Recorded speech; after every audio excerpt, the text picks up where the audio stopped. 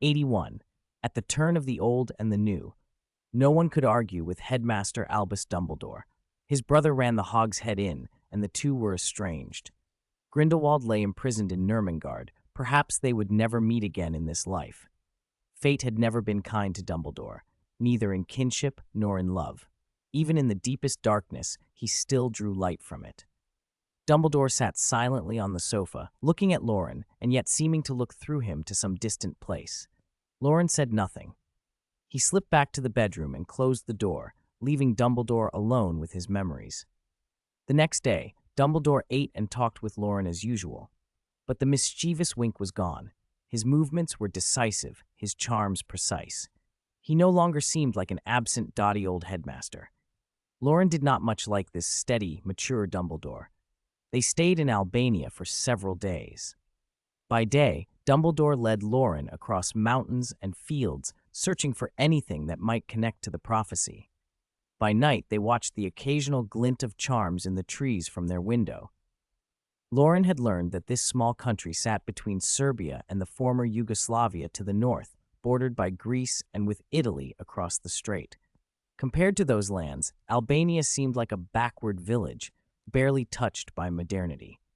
December 31st. The wind from Mount Jezerka, Albania's highest peak, was still cold. Wizards of various aims still lingered as the new year approached. Early in the morning, Dumbledore took Loren down to the shore of Lake Ohrid to wait.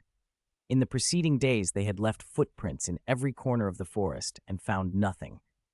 As the prophecy had said, they had to wait for a moment, at the turn of the old and the new. Loren watched the calm lake surface and stole glances at Dumbledore. He trusted the headmaster. He knew this man, worn by difficult fate, would always be Hogwarts' backbone. Loren could feel Dumbledore's care. The conversation from the night before had not been undone, but a fragile silence stood between them. Daylight rose from the lake and then sank back into it. As the light faded, Loren turned and looked toward the trees. In the forest, a vast ribbon of blue light stretched like a river of stars, linking the heavens and the earth. He had seen that same blue once before, the light that had shone from Ravenclaw's diadem when he first entered the Room of Requirement. "What do you see?" Dumbledore asked. Loren pointed. "There." Dumbledore took his hand, and they vanished from the shore. After a few displacements, they landed before an old, stout tree. Remarkably, it was still lush with branches in winter.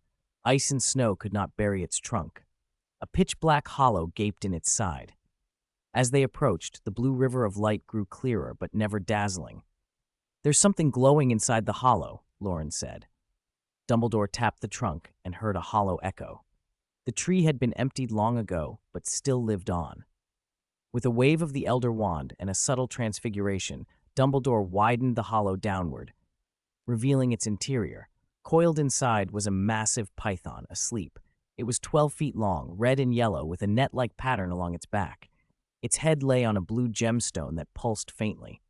When Loren's gaze fell on the sapphire, the light that had bridged earth and sky began to recede. "Headmaster Dumbledore." Loren felt his legs go slack. Anyone seeing such a snake so close would. "But you're a Gryffindor." Dumbledore's voice was steady, almost comforting. He put a hand on Loren's shoulder, steadying him. "This snake is shrouded in a crimson light," Loren guessed. "Maybe it's an animagus." Dumbledore read the thought and waved the wand. "Revelio." The charm struck the thick scales and rebounded. Animals transformed into humans by animagi do not gain magical resistance and should not repel such a charm. This was Dumbledore's, the Elder Wand's, Revelio. He watched the result with a shadow pass over his face. "It cannot be reverted. This is not an animagus, it's a maledictus."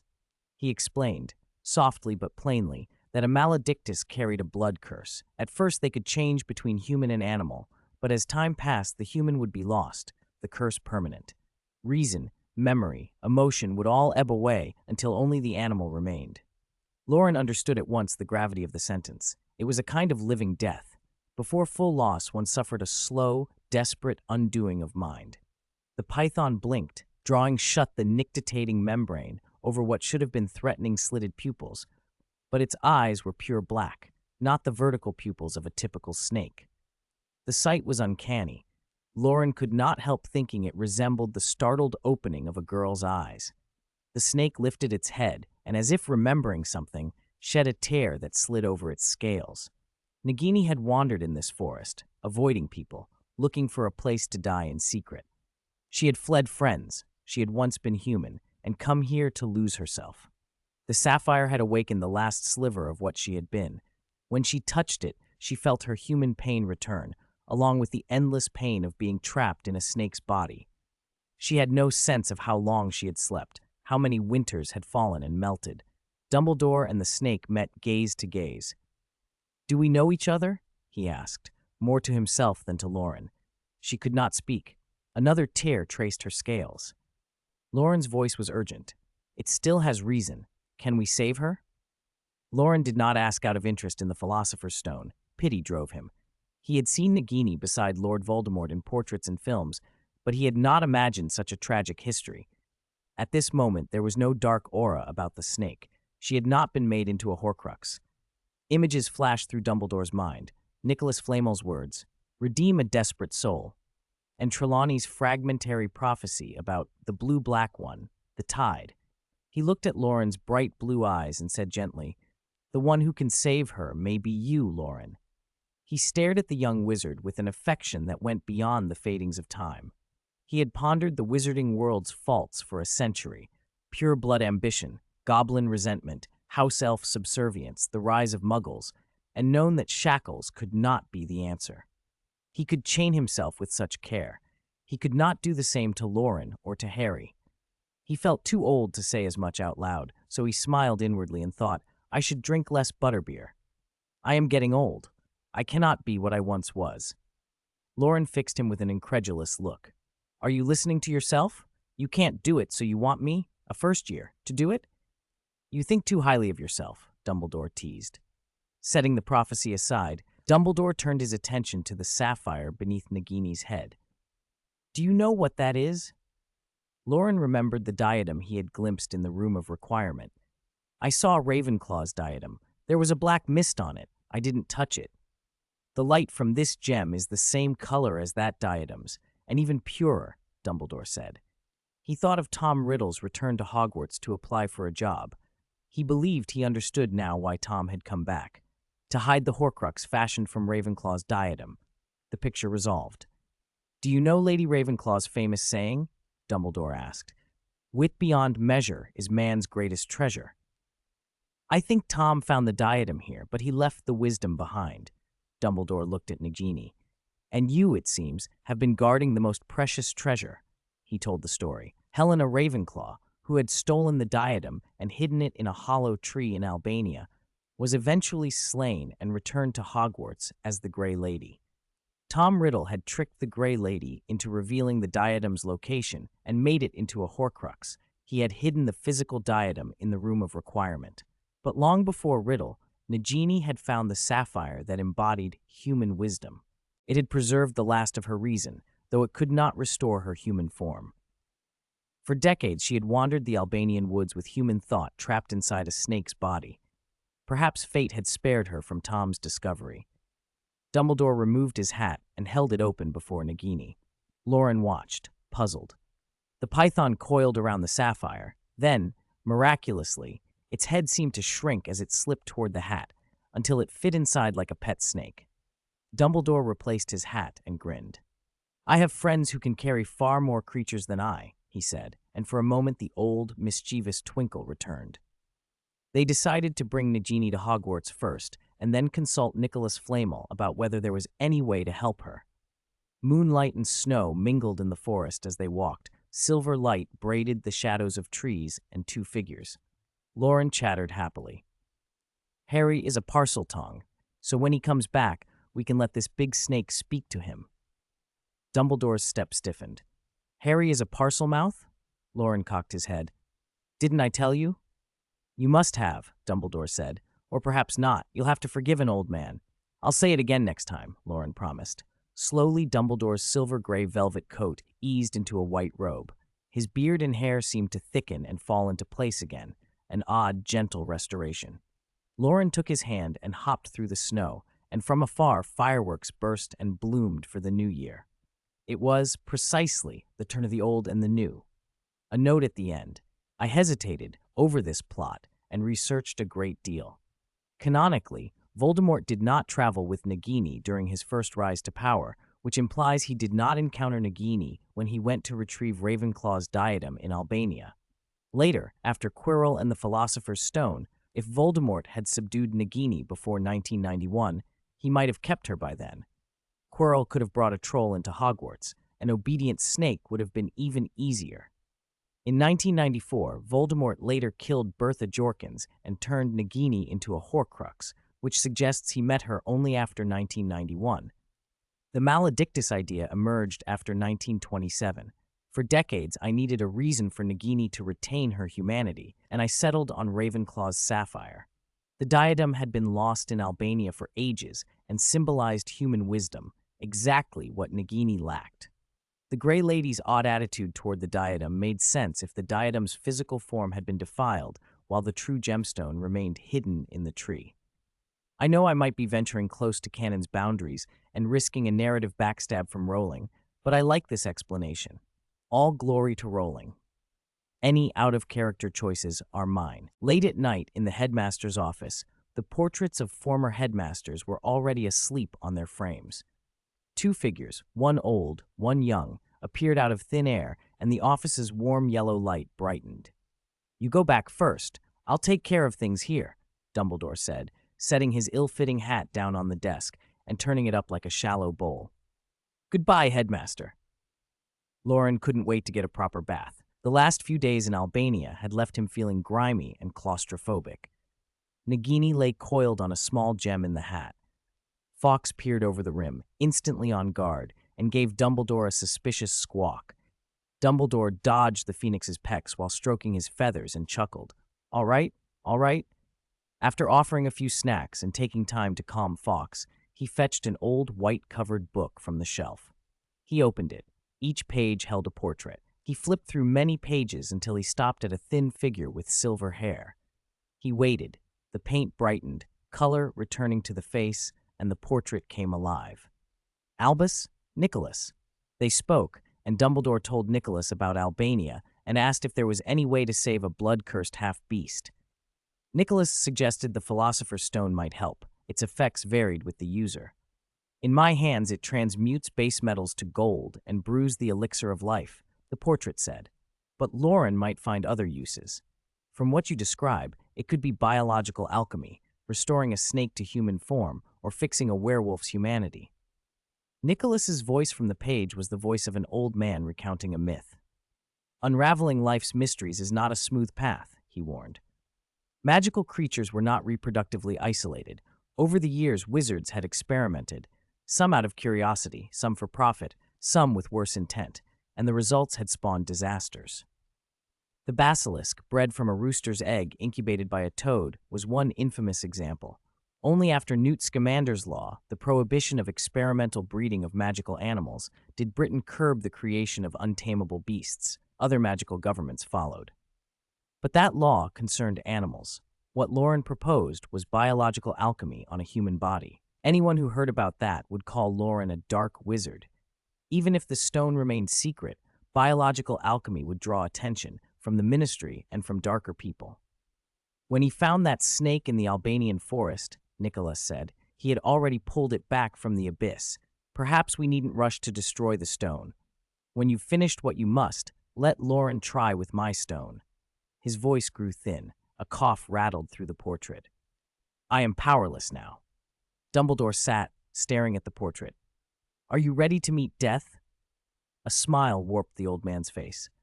"Albus, you long knew death is not the end. It is another great adventure." He spoke of potions to finish and of returning to Paris with Perenelle. "Perhaps in summer. There's a Faust opera I must see."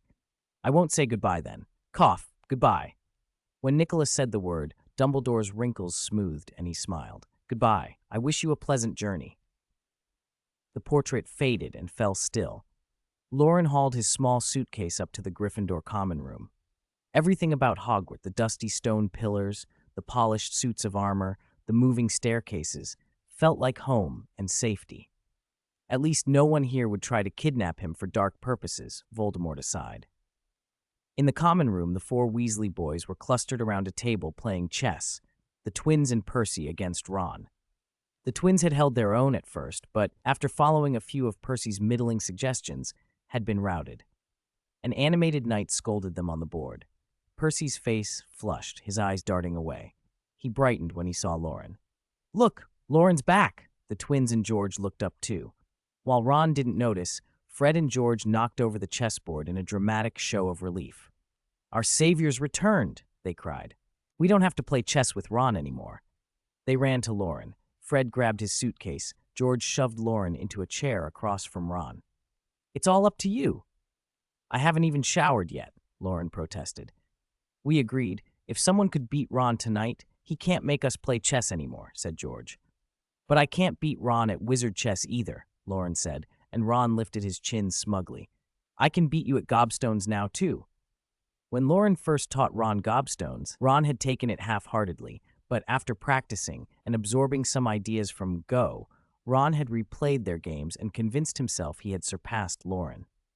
Loren looked at the others. "Did you lot try to break his head while I was gone?" "I did want to," George admitted. Fred nodded. "He really does seem better." Indeed, after Loren had shown Ron a few principles, Ron had been practicing on his own. Ron's talent for chess, his ability to calculate and strategize, had sharpened. He thought in multiple moves, planned ahead like a Go player, and could foresee and prepare for stalemates. The twins and Percy couldn't handle it, so they dragged Percy in and lost even faster. "All right, gobstones then. I'll go shower first." Loren didn't refuse. He wanted to remind Ron he wasn't to be underestimated. He took a meticulous wash. If he could, he'd have soaked for hours. When he returned, Ron had 3 games going: wizard chess, gobstones, and a Go board. "Sit here," Percy said, indicating a place. "You're a prefect, aren't you?"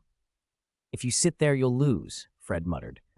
The twins had learned not to follow bad advice this time, but they still lost. Ron smiled with forced composure and suggested they swap Loren in. Ron's smugness made Loren's hands itch. Gobstones had loose formal rules. Official matches imposed forbidden moves to even the field. Without such restrictions, certain openings were forcing wins, such as the Kagetsu opening. Loren had once demolished opponents with it since childhood. It was time to teach Ron a lesson. The first moves were casual, attack and block. As pieces accumulated, Ron's relaxed expression stiffened. From the opening, Ron had never seized the initiative. The more stones were placed, the clearer Loren's plan became. Eventually, Ron could not defend. The game ended in a 4-3 finish. "Heh, is that all?"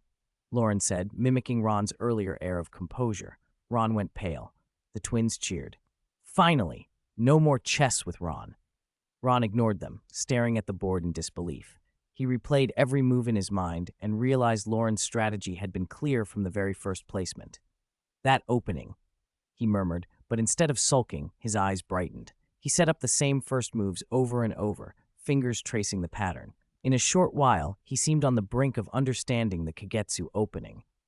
Loren wasn't thinking about boards anymore. After the forest and the shower, his stomach was empty. His first instinct was to head to the kitchen. That would mean running into Winky, though, and the memory of their last encounter made him uncomfortable. He looked at the laughing twins, at Ron still leaning over the board, and watched the fireplace throw light across the room. "It's New Year's Eve. Let's make it special," he said, surprising himself. Fred and George stopped and looked eagerly at him. "An adventure?"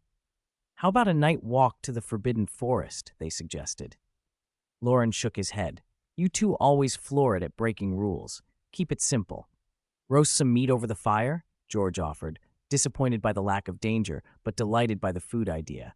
They went to the kitchens with practiced ease, levitating trays down the corridor, technically forbidden, but they were the Weasley twins. Soon the twins returned with beef, lamb, and pork sliced into manageable pieces by house elves. Extended transfigured forks were used to skewer the meat and roast it over the common room's hearth.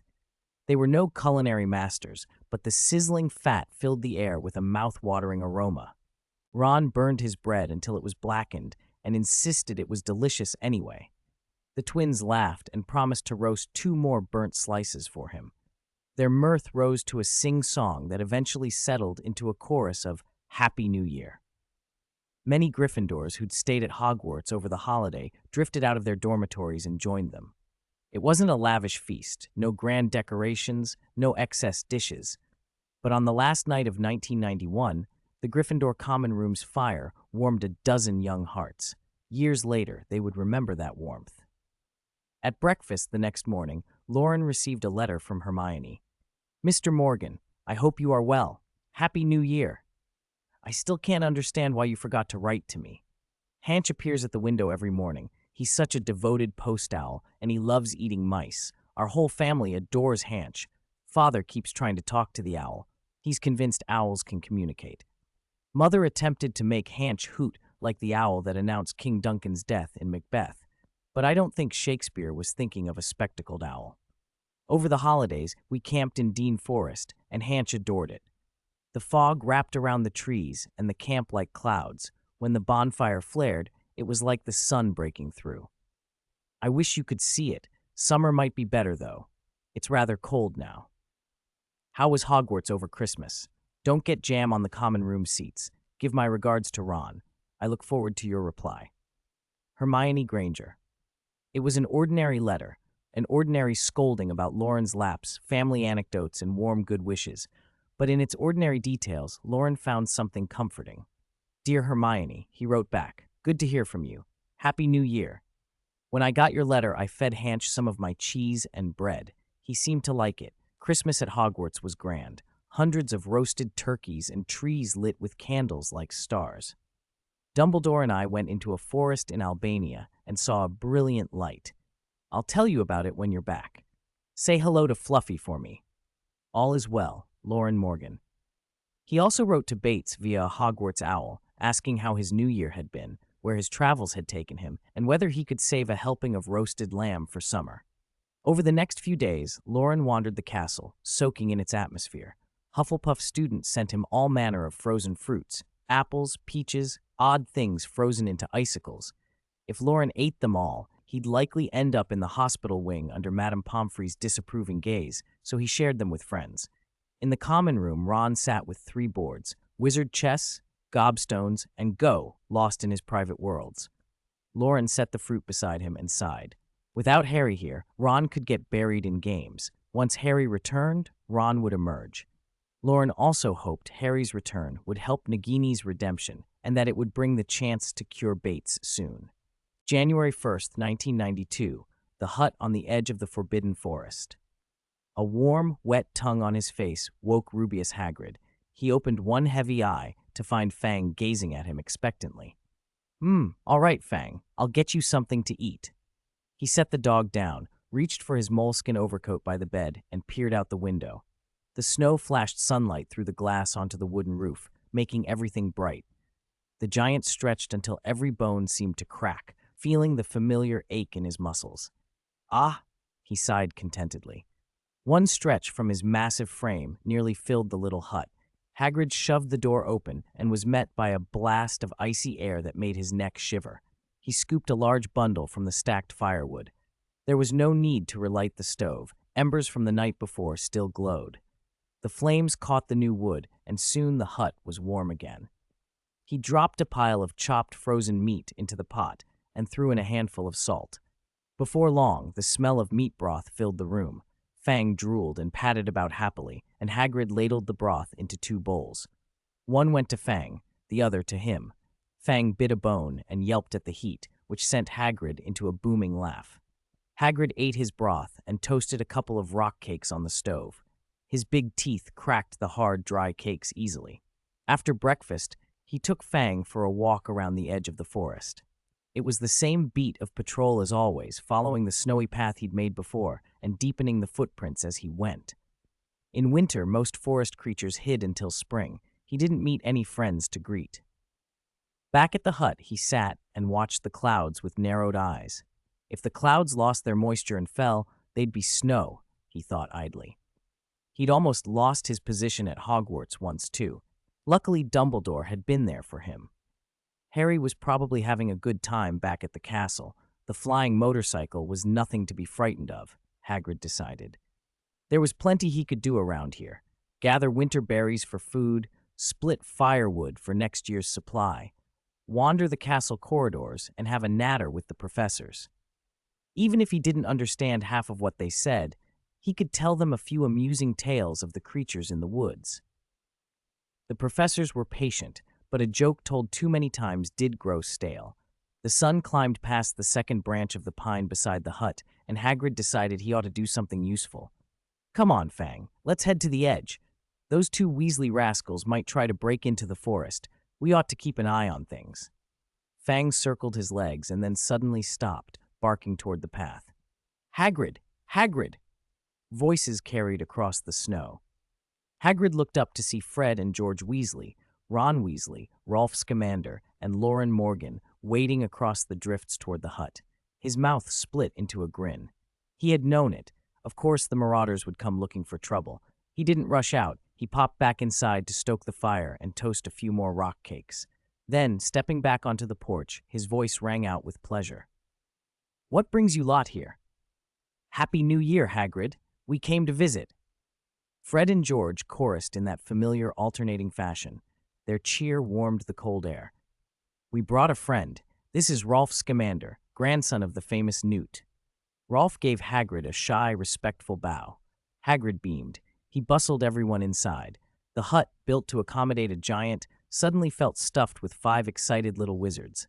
Steam rose from the pot as the visitors chomped on rock cakes and chattered away, their teeth clacking on the hard pastry. Hagrid watched them with a wide, pleased smile until his chest felt full, as if something important had been put back into place. Rolf tried a rock cake, made a face, and gave up. With his gums protesting, he turned his attention to the scruffy man before him. "Hagrid, my grandfather mentioned you." "Mr. Scamander! Oh, he remembers me. He was passing through when I was a student and gave me an acromantula egg," Hagrid said, pride lighting his voice. "My grandfather heard you were expelled because of that and felt bad about it for a long while," Rolf replied. Hagrid waved his hand away. "Ah, nonsense. Mr. Scamander got into trouble for his creatures as well. It's not so uncommon, is it?" Only then did the others learn the tale. Newt Scamander had met Hagrid when Hagrid was still at Hogwarts and had given him an acromantula egg. Hagrid had hatched Aragog in a cupboard at school. Later, after the Chamber of Secrets incident, Hagrid's wand had been broken and he'd been expelled. Ron's face went slack. "Blimey, Hogwarts actually expels people?" He'd been bold enough to sneak out at night before because the twins had set an example. If they weren't expelled, he'd assumed it wasn't that big a deal. The twins' reactions were different now. "Raised in acromantula while still a student," George exclaimed. "That's an X-class dangerous creature," Fred added. They looked at one another, thrilled. "That is just brilliant. What happened to that acromantula? Was it put down?" Rolf asked, genuinely worried. "No," Hagrid said proudly. "Aragog made his home in the forest and had many children." He spoke like an old father describing his brood. The acromantulas had grown into a powerful colony that even the centaurs watched warily. Ron recalled the giant spider they'd once encountered and muttered that there was a much deeper backstory than he'd assumed. "Practice your magic properly," Loren whispered into Ron's ear with a grin. "Those things are walking galleons. Acromantula venom's worth a fortune." Ron's expression flickered between avarice and revulsion at the thought of spiders. He didn't notice Loren's small, eager look, the look of someone who liked to watch how events would turn out. Rolf and Hagrid fell into an easy conversation about magical creatures. When talk turned to school life, the twins teased Hagrid about whether he'd tried to kiss Professor McGonagall at the Christmas banquet. Their laughter made Hagrid's cheeks glow crimson. When they complained about being left out of their parents' trips to see dragons, Hagrid sighed, "Honestly, I'd love to see one with my own eyes." The visit passed with jokes and stories. They didn't stay for lunch. There were things to do back at the castle, so they said their goodbyes and set off through the snow. Before they left, Loren asked Hagrid for some shed unicorn tail hair. They couldn't be used for wands and weren't much good for most potions, but Loren had another purpose in mind. On the walk back, Rolf sighed. "Hagrid's a proper kind sort." Ron snorted. "Keeping an acromantula as a pet aren't exactly kind, if you ask me." Loren, however, was excited. He was planning his first alchemy experiment. During his trip with Dumbledore, the headmaster's hat and cuffs had seemed to have all sorts of pockets like a Doraemon gizmo, and Loren had been enraptured by the idea of making a piece of spatial storage for himself. Most wizarding storage relied on a classic charm, the undetectable extension charm. The charm expands the internal dimensions of an object without changing its outside size, so trunks look normal but hold far more than they should. It was a powerful spell, strictly regulated because of how easily it could be abused. The ministry allowed only approved manufacturers to use it for items like school trunks or family tents. There were countless cases of trouble. Wizards naturally produced strange items from their pockets that muggles would never understand. Noctis Isaac, a wizard returning from a trip to Africa, had poured 86 elephants out of his purse at a muggle customs checkpoint and had ended up in prison for life. Once, a thief had almost managed to steal the Statue of Liberty using an undetectable extension charm. The American Ministry of Magic and the Muggle government had called it a publicity stunt to cover up what had happened, and the Muggles had bought it. Others used the charm for silliness. Someone in France stuffed nearly 3 tons of baguettes into her mouth in an eating contest, and local aurors had to use swooping evil venom in the rain to wipe the memory of the event. Because of all this, the International Confederation of Wizards tightened secrecy laws and limited legal use of the undetectable extension charm to approved production departments. As an advanced charm, results varied wildly. A Hogwarts trunk might be only a little roomier inside, just enough so an 11-year-old could drag it.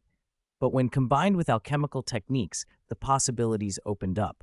Some practitioners could fit a whole menagerie inside a suitcase. Others only expanded capacity a few times over. Alchemists had ways to make the undetectable extension charm more versatile. Engraving an alchemical array onto a carrier first made the charm behave more predictably. Loren had spent the night learning the elementary spatial runic array. Now all that remained was the engraving. He still couldn't directly shape raw magical energy to etch an alchemical array. He needed certain materials, and unicorn tail hair was one of them. As night fell, Loren curled under his blankets and for the first time tapped the scales icon representing the alchemy laboratory in Flamel's book. Silver light gleamed from the portrait of Flamel on the cover and tugged Loren's consciousness into the book. He found himself above a black stone cauldron into which a glowing red sphere had been placed. Rivulets of light like magma ran from the cauldron's surface, forming symbols that seemed familiar but unreadable. Hexagrams, scales, suns, and star charts in different colors spun on the stone. Red bricks rose to form a dome, enclosing the workspace. Loren's viewpoint shrank and slid through a door into a hemispherical chamber with the cauldron at the center, dimly glowing. A figure materialized in the air, Nicholas Flamel. "Welcome to Flamel's alchemy laboratory," the alchemist said. Loren blinked. "Why isn't it called Loren Morgan's alchemy laboratory?" he protested. Half a joke, half a demand. Flamel let him quip for a moment, then smiled and let the implication stand. "This is the sort of workshop that every alchemist in history has dreamed of. Here you may manifest any material you or Nicholas have seen in unlimited quantities, without end."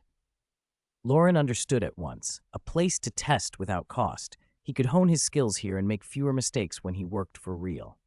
Flamel seemed to enjoy this environment even more than the library and flew about the chamber with quiet delight. "What will you use as the carrier for the array?" he asked. "A beginner would do best with a suitcase," Loren said with common sense. "Something large gives room for error." Flamel waved a hand. Dozens of small black suitcases appeared and stacked up. "And you will need unicorn tail hair," he added. Bundles of tied unicorn tail hair drifted down and settled into the suitcases. Loren inwardly cursed. This looked like it would be a lot of grinding. Flamel continued his instructions, pointing at one of the suitcases. The suitcase shuffled back, took a run, and leaped into the air, opening with a dancer's flourish. The tied hair floated free and shimmered. Loren directed his wand toward the thinner tips.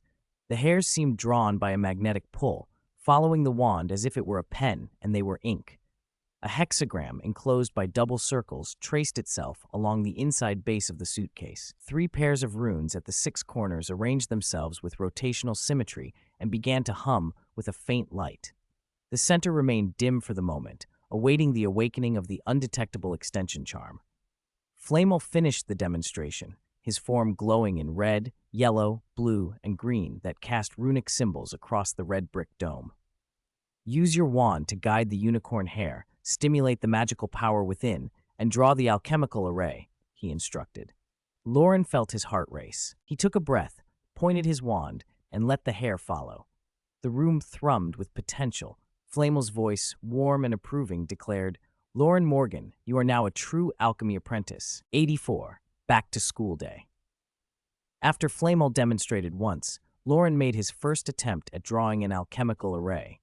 He had prepared thoroughly. He understood the structure of this basic array. The 3 pairs of runes were imprinted in his mind, and he knew how unicorn tail hair behaved when stimulated by magic. All the related theory felt second nature. The process he pictured in his head matched Flamel's demonstration. He felt ready. Sitting cross-legged, he levitated a small leather box and used a levitation charm to suspend a single strand of unicorn tail hair in the air. He could not stimulate a whole bundle at once. He had to do them one by one. With the tip of his wand touching the hair, Loren channeled magic into it. The hair pulsed with a silvery white light, grew brighter and brighter, then crackled and burst into flames, dissolving into a wisp of white smoke that vanished. The first strand was ruined. "You put in too much magic," Flamel said, drifting above the black cauldron without looking at him. "The hair can't withstand it." On his second try, Loren kept the flow small, but the hair simply stuck to his wand, neither stimulated nor dissipating. He nudged up his output a touch, worried he was still overdoing it, then eased back. The hair glowed, held for a moment, and then dimmed to black ash that fell into the box. The second strand was ruined.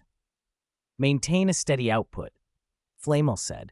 "Once unicorn hair is stimulated, it exhausts its inherent magic." Loren remembered the momentary increase and tried to hold a constant flow at that level. The hair clung to his wand, emitting a faint white light. He smiled, proud, and intended to show Flamel. Then, with a too large motion, he lost his concentration. The hair turned to white smoke and vanished. The third strand was gone. "Focus," Flamel murmured, sounding almost sleepy. "You must remain focused until the array is complete." After 3 failures, Loren's hand was shaking, his shoulders stiff. He paused and realized, with a small, guilty relief, that this was a virtual laboratory inside the fantastic book. If it had been real, the unicorns in the Forbidden Forest would have been left bald. He couldn't help asking, how did alchemists practice in the past? Did they have that much material to waste? Otherwise, why do you think alchemists all pursue the Philosopher's Stone? Flamel replied, "It was true. The kind of repeat practice this required would be ruinous without a stone to restore materials." Loren breathed out and closed his eyes, replaying the last attempts in his mind. The hair needed to be stimulated within a precise intensity range and then held steady. If he overran the amount of magic a strand could offer, it would dissipate. He steadied himself and tried again. This time, he managed to stimulate a strand and used his wand like a quill, drawing a white light pattern on the bottom of the leather box. It relieved him that unicorn hair didn't bleed like ink. He began to draw carefully. The glow clung to the leather, but the crooked circle wasn't closed before the strand exhausted itself. As a magical material, unicorn hair could not be stimulated indefinitely. Even with steady magic, it ran out of time. Loren couldn't be like Flamel and draw an entire array with a single strand. He had to complete each stroke with one strand or risk interruption. If a single circle had to be pieced together from multiple strands, the joints would create blockages in the magical flow and could ruin the alchemical item. He kept trying. By the time he emptied the bundle of hair in the leather box, he had only managed one decent circle. Even that was crooked and badly asymmetrical. His neck and shoulders ached. "Why does the physical strain feel so real, even in the alchemy lab?" he muttered. "It's not a dueling room." "Only a full simulation achieves the effect of practice," Flamel answered.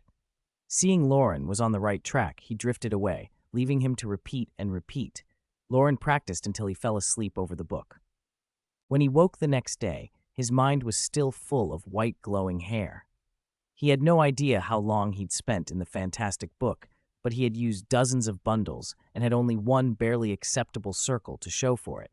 He sighed and turned to other work. He still had to master the undetectable extension charm. The alchemical array would only enhance that charm. First, he had to be able to cast the charm itself. He chose the room of requirement to practice.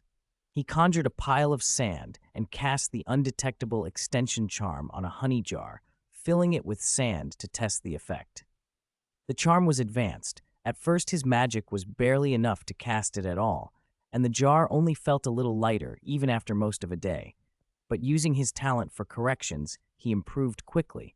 The jar became progressively lighter and lighter and could hold more sand. For the rest of the Christmas holidays, he spent nights in the fantastic book working on arrays and days in the room of requirement practicing the charm. Hermione sent another letter during the break. This one started, "Dear Loren."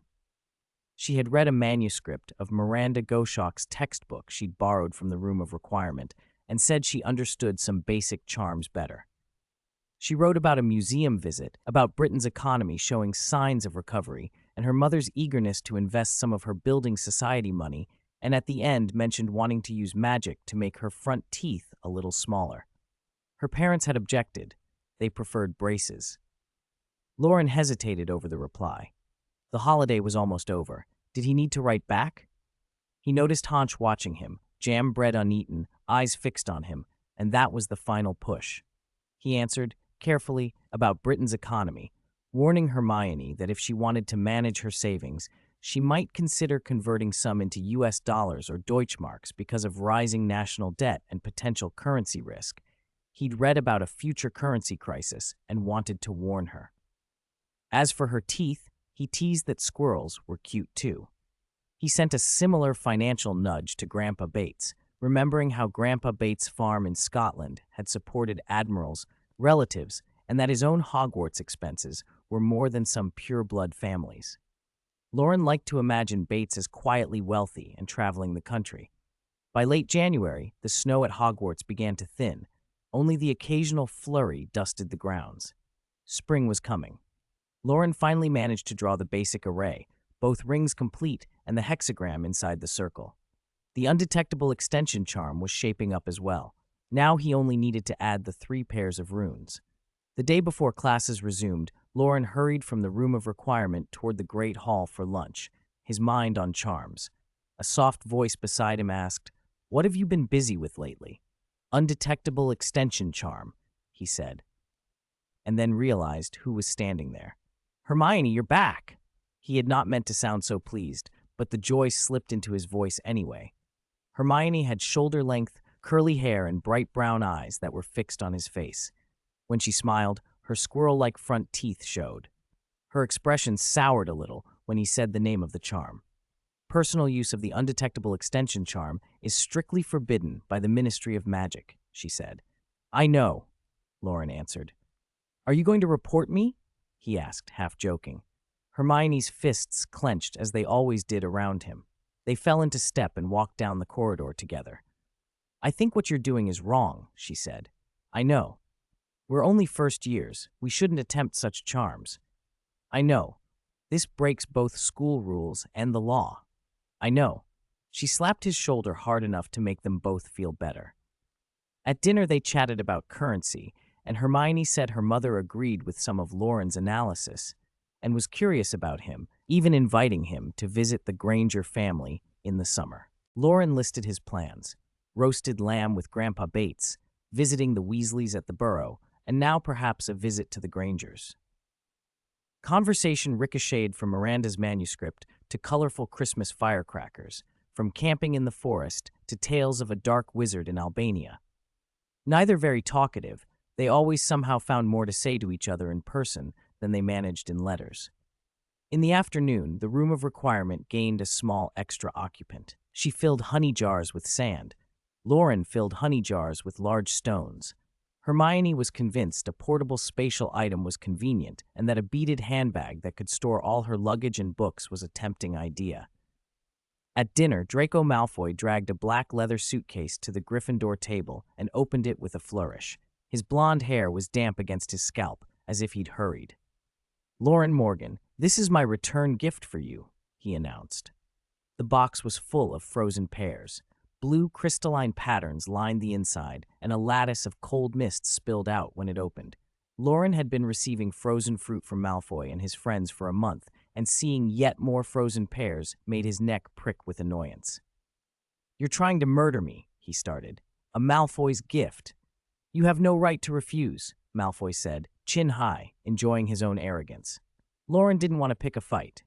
"All right," Loren said, and closed the box. "I'll return it tomorrow." "You don't need to return the box," Malfoy said, pleased with himself, and swaggered back to the Slytherin table. Ron made a strangled sound, but before he could comment, he was pulled into conversation by Harry, who had just returned to school and had stories to tell. He'd spent Christmas with Sirius Black, who had taken him to Godric's Hollow to see his parents' graves. The graveyard had been large, dotted with many family memorials, and the two had walked for a long time. Next to the Dumbledore's plot, Harry finally found his parents' headstones. White marble, cold and gleaming in the frost. He memorized the inscription. James Potter, born March 27, 1960, died October 31, 1981. Lily Potter, born January 30, 1960, died October 31, 1981. Underneath was another line: "The last enemy that shall be destroyed is death." Sirius had said Dumbledore might have written that. The thought comforted Harry a little. The idea that life could transcend death seemed like something Dumbledore would say, and the graves of others nearby, including Ariana Dumbledore, made the theory plausible. But the bodies beneath the stones were gone. The remains were cold, senseless. They had also visited the ruins of the Potter's house. Snow and black ivy covered the broken rubble, and a wooden sign stood amid the nettles with golden lettering, October 31st, 1981. Lily and James Potter sacrificed themselves here. Their son, Harry, is the only wizard to have survived the killing curse. This muggle-repelling house is preserved as is, to commemorate the Potters with these ruins, and to warn of the violence that destroyed their family. Around the sign were scrawls and notes from visitors over the years, magical graffiti that sparkled with sentiment. "Good luck, Harry, wherever you are. Hope you can read this, Harry. We all support you. To the boy who lived, with sincerest blessings." "Long live Harry Potter." Sirius read aloud, and the noise in the hall made Harry flush and lifted him a little out of his sadness. They had stayed at Grimmauld Place for a few days. For Harry, being with his godfather had been happy, riding modified flying motorcycles, talking Quidditch, and even wandering the Muggle world. Sirius couldn't stand the old noisy house elf in the ancestral home and had taken Harry out. Harry was not surprised that Sirius knew something about Muggle life. After all, he did own and tinker with a flying motorcycle. "You can see the entire amusement park from the Ferris wheel," Harry said, emphasizing each word, his gaze drifting as he pictured the towering wheel. "But can't you fly even higher on a broomstick?" Ron asked, genuinely baffled. He couldn't understand what was so special about a wizard standing high and seeing far. Harry hesitated. The Ferris wheel wasn't even as high as he could fly, so why did it matter so much? Maybe because for the past 10 Christmases, he had spent them locked in the cupboard under the stairs, counting the 196 floor tiles and the 625 cracks in the ceiling, imagining sneaking downstairs after the Dursleys were asleep to devour their leftover feast. Dudley's loud brag at the dinner table about the Ferris wheel had been Harry's first impression of one. "It's not that the Ferris wheel is fun," Neville said quietly. "It's that Harry has his own family now." The others felt the words slightly out of place, as if a new kind of warmth had been named aloud. Harry nodded without speaking and tilted his cup, toasting silently to this unprecedented Christmas. He drained it in one gulp. Later, in the Gryffindor common room, the 5 from Loren's dormitory gathered on a long bench to compare their holiday stories. Hermione sat upright in a soft armchair, methodically marking their holiday homework. Their old trick, randomly guessing answers until one stuck, had been uncovered. A potions question asking, "Where can a bezoar be found?" had elicited Ron's answer. First, toilet, which he then crossed out and neatly wrote lavatory beside. Hermione could not understand his logic. From then on, she marked wrong answers briskly in charcoal and stopped circling the correct ones. Loren sat brooding, trying to work up the nerve to tell Harry about Nagini. He'd imagined they could talk, but now that Harry was back, he wasn't sure what to say. His thoughts kept drifting to the Philosopher's Stone. He decided he would ask Nicholas Flamel about it that very night. After Hermione finished grading, she pulled Harry and Ron into a conspiring huddle. Their whispering wasn't very quiet. Now and then words like Fluffy, Nicholas Flamel, and Philosopher's Stone slipped out. Neville, meanwhile, spoke about frozen pears he had made over the holiday. His grandmother liked them, even if she sometimes fretted that he shouldn't be making them. Neville's voice grew softer as he described his family. He hated feeling like a disappointment. His grandmother wanted a proud, long-bottom heir, but Neville wasn't the boy who lived. His wand didn't cast powerful spells, he wasn't clever or cheerful enough, and his memory was poor. What he could remember was the bitterness of the medicine at St. Mungo's, bitterer even than Madame Pomfrey's brews, worse than anything Professor Snape could manage. When he was 8, he had gone with his grandmother to visit his parents in St. Mungo's and seen them silent and unseeing, babbling to themselves.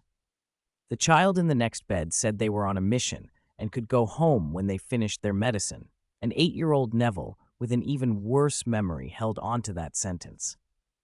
He crept into the hospital pharmacy and drank half a bottle of a bitter potion to get himself admitted. Scales had sprouted on his face and feathers on his arms. He spent a week in a hospital bed finishing his prescribed medicine. But his parents' bitter potion never ran out. There was a new bottle for them each day. Neville wanted to give them something sweet. That was how frozen pears came to be. At the dinner table, his parents ate with their faces hidden, but he and his grandmother smiled. Later, he saw his grandmother quietly wiping away tears. Their tears, their bitter medicine. Neville kept all of it close. He looked at Loren and said seriously, "Frozen pears are the sweetest, sweeter than apples or peaches even." Before lights out, Harry and Ron kept peeking to see if the others were asleep. Whenever Loren looked over, they turned their heads away, pretending innocence with clumsy acting. Once Neville's snores began as a signal, they hissed, "St, st," slipped from their beds, crept down the stairs and into the common room, which was empty and dim. Huddled together in the low light, they examined a shimmering silver fabric that draped and flowed almost like liquid in the window light. "An invisibility cloak," Ron breathed. There was a rustle as Harry threw the fabric over them both, and they disappeared, leaving the armchairs and fireplace visible, but empty of bodies. Voices, however, came from within the cloak. "This cloak can hide 3, maybe 4 people," Ron murmured. "Merlin's beard, we won't have to worry about being caught sneaking out," Ron said, excitement in his voice. They talked in a hush about different types of invisibility cloaks, some woven from the fur of demiguises, a practice outlawed and difficult because demiguises foresee the future, and others made by fixing a disillusionment charm into an alchemical weave. Then there was the cloak Harry possessed, one of the Deathly Hallows, mysterious in material and said to be Death's own robe. In effect, it seemed no different from an ordinary cloak, but some wizards could sense those under invisibility. Professor Snape was one of them. Loren had been watching from behind the stairs. Black and gray shadows moved in his blue eyes, and he could outline the 2 hunched figures beneath the cloak, the faint glow of red magic around them. He'd already noticed in the abandoned classroom with the Mirror of Erised that his gaze could penetrate some invisibilities, even Dumbledore's disillusionment charm. This cloak offered no resistance either. Loren chuckled and stifled a smile. While Harry and Ron examined their invisible bodies, he pretended to be sleepwalking and shuffled down the stairs with a dazed expression, muttering, "Philosopher's Stone, Philosopher's Stone," like a dreamer. Harry and Ron froze, their whispering cutting off. Loren's words floated down to them. "The secret of the Philosopher's Stone is," he began. Harry and Ron leaned in, straining to hear. "To turn Harry into light," Loren finished. Harry's pupils narrowed. He hadn't time to make sense of what turn into light could mean. Before either of them could react, Loren reached out and yanked the cloak away. "I knew you two were acting suspiciously," he said, looking at them with mock reproach. "Want to go out at night?" His fingers smoothed the fabric.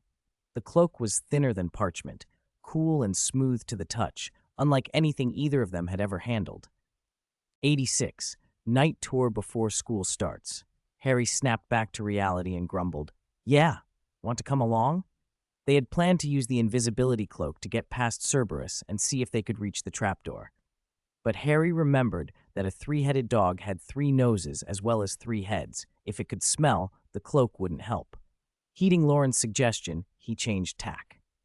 "With pleasure," he said. Like a proper gentleman, Loren shook the cloak open by the collar and wrapped it around all three of them. The cloak was big enough to cover 3 first years. As soon as they pulled it over themselves, the silvery fabric swallowed their shapes. "Who's there?" the portrait of the fat lady called as she opened the common room door, peering out at an empty corridor. Inside the cloak, their view was perfectly clear. They ignored the portrait and moved on. "Where are we going?" Harry whispered. "The restricted section?" Ron offered. Harry and Ron agreed. Loren didn't care where they went. Huddled under the cloak, they could still see one another, and inevitable jostling led to bumps and nudges. Loren hung back a little and watched Harry take a step. A mischievous idea struck him. He timed it and nudged Harry's heel with his own foot. "You stepped on my heel," Harry muttered, thinking it was an accident. "Sorry," Loren said, but his voice betrayed his amusement. They moved on. Loren tried again, this time stepping on the heel of Harry's other foot. "Oh, again," Harry said, beginning to suspect something. "Heh." Loren couldn't hold his laugh. "Sorry." The third time, Harry felt as if his whole shoe might be taken off. He realized Loren was doing it on purpose and clamped his teeth together. "Loren Morgan." Sore. Loren's apology was cut off when Harry quickly stamped on his heel. "Ow! Now you're doing it on purpose." Soon the two of them were deliberately stepping on each other's feet, and even Ron, caught in the middle, wasn't spared. The three of them devolved into a chaotic scuffle under the cloak, eyes on each other's shoes as they sought to step off heels like children at play. Heavy footsteps echoed in the corridor, bumping past as they squabbled. When they reached the second-floor landing, they crouched to readjust their shoes. "2 against 1 isn't fair," Loren complained, still indignant. He'd been in the middle and had taken the brunt of it. "There won't be a next time." Harry felt ridiculous. Why was he indulging in this childish game? He blamed Loren and said, in tired exasperation, "There's no game more childish than stepping on people's heels." "There's also stepping on shadows," Ron added. After too many pranks from his older brothers, he'd once been obsessed with stepping on the Weasley twins' shadows, convinced it would teach them a lesson. "Next time, let's play stepping on shadows." Loren enthusiastically took to the idea. Harry stayed silent. There was no reasoning with these two.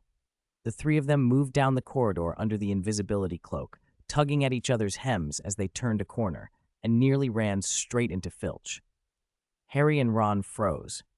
Filch was crouched by the wall, his sparse gray hair hanging limply, his stoop even more pronounced as he picked at a stubborn stain with his fingernails.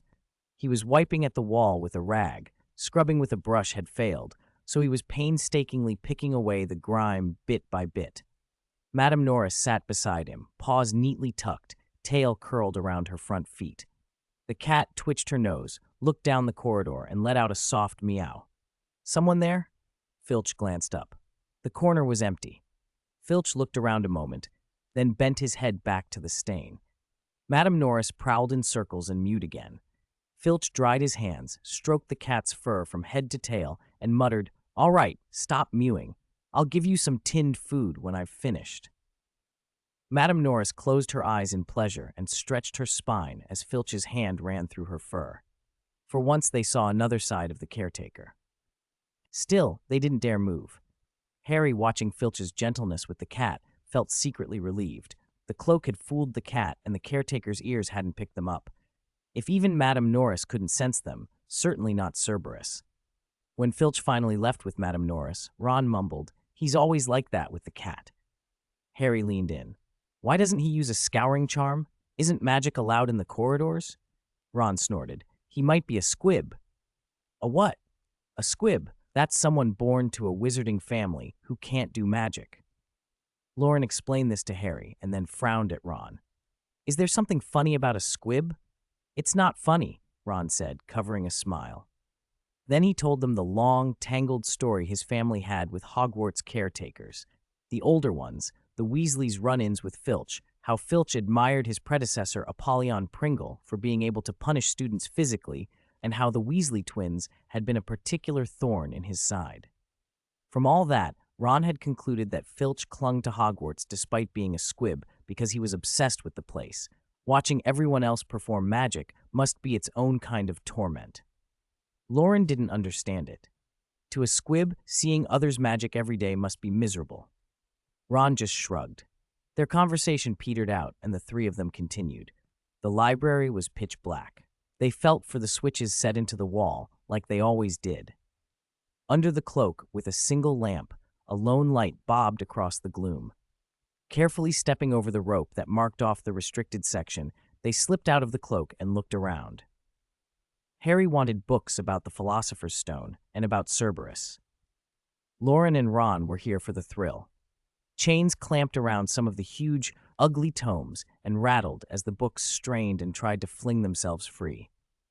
Harry recoiled from some covers stained dark as dried blood. From a few of the books came faint keening, an echo of a banshee's wail that made the hairs on their necks rise. Loren and Ron scanned titles with the sort of excited horror that belongs to teenagers. Flaying the Banshee, Curses that Sting the Soul. The idea of them thrilled the boys. Harry dragged out a large black and silver book and opened it onto his lap.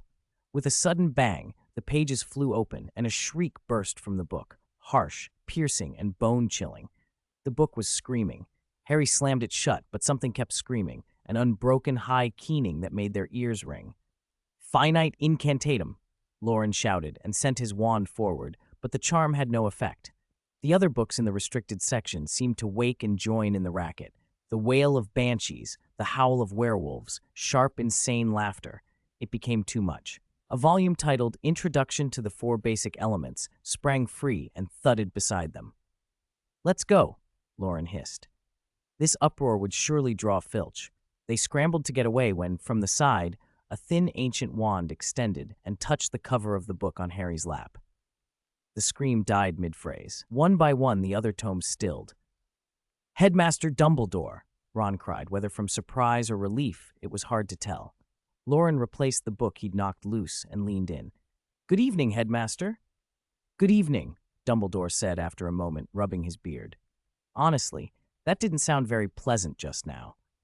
He was wearing a pale blue dressing gown patterned with stars, moons, and cloudy shapes.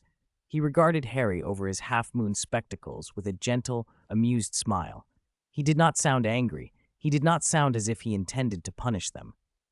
The three relaxed at once. Harry had the odd impression Dumbledore was not looking at his face, but at the lightning-shaped scar on his forehead. He remembered a phrase carved on his parents' tombstone in Godric's Hollow. "Headmaster, did you write the words on my parents' tombstone?" "I did attend James and Lily's funeral," Dumbledore said. Now that I think about it, perhaps that phrase was a little off. He quoted it. "Death is but the next great adventure." "Can I see my parents again?"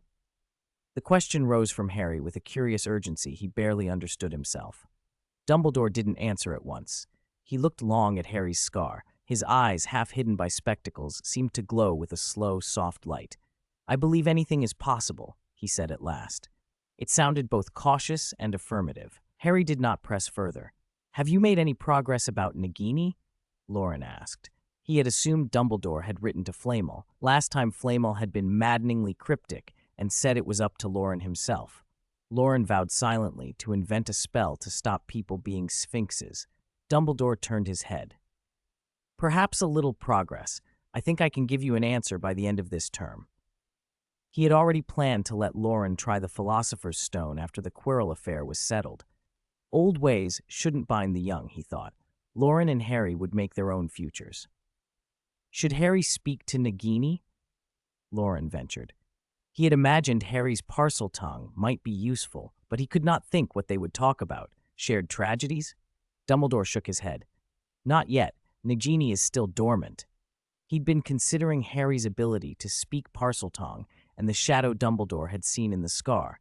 He had already reached some conclusions, though he didn't say them aloud. Harry was left bewildered. Who was Nagini? Why would he talk to her? "Will we lose points?" Ron blurted out. He cared about Gryffindor's standing.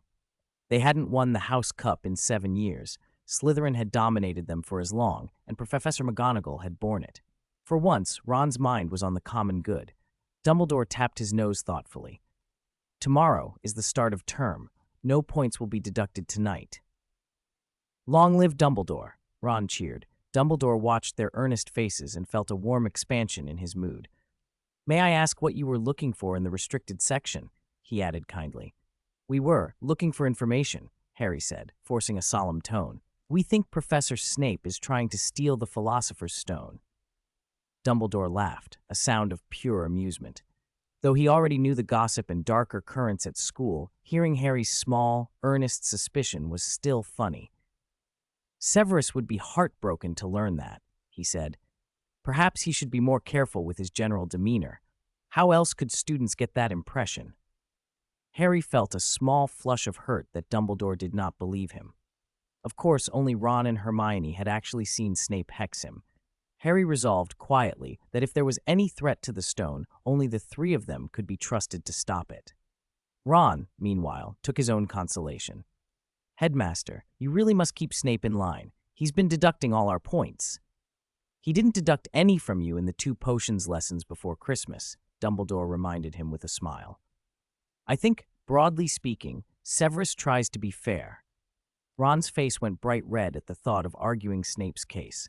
Dumbledore gazed out at the night beyond the window and with an unhurried air said, All right, it is time to say good night. Good night, Headmaster, the three chorused.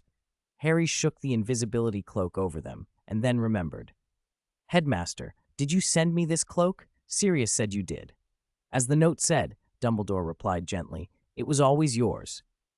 He stood by the bookshelf, looking at Harry with something like a kindly expectation, not at the scar, but at Harry's green eyes.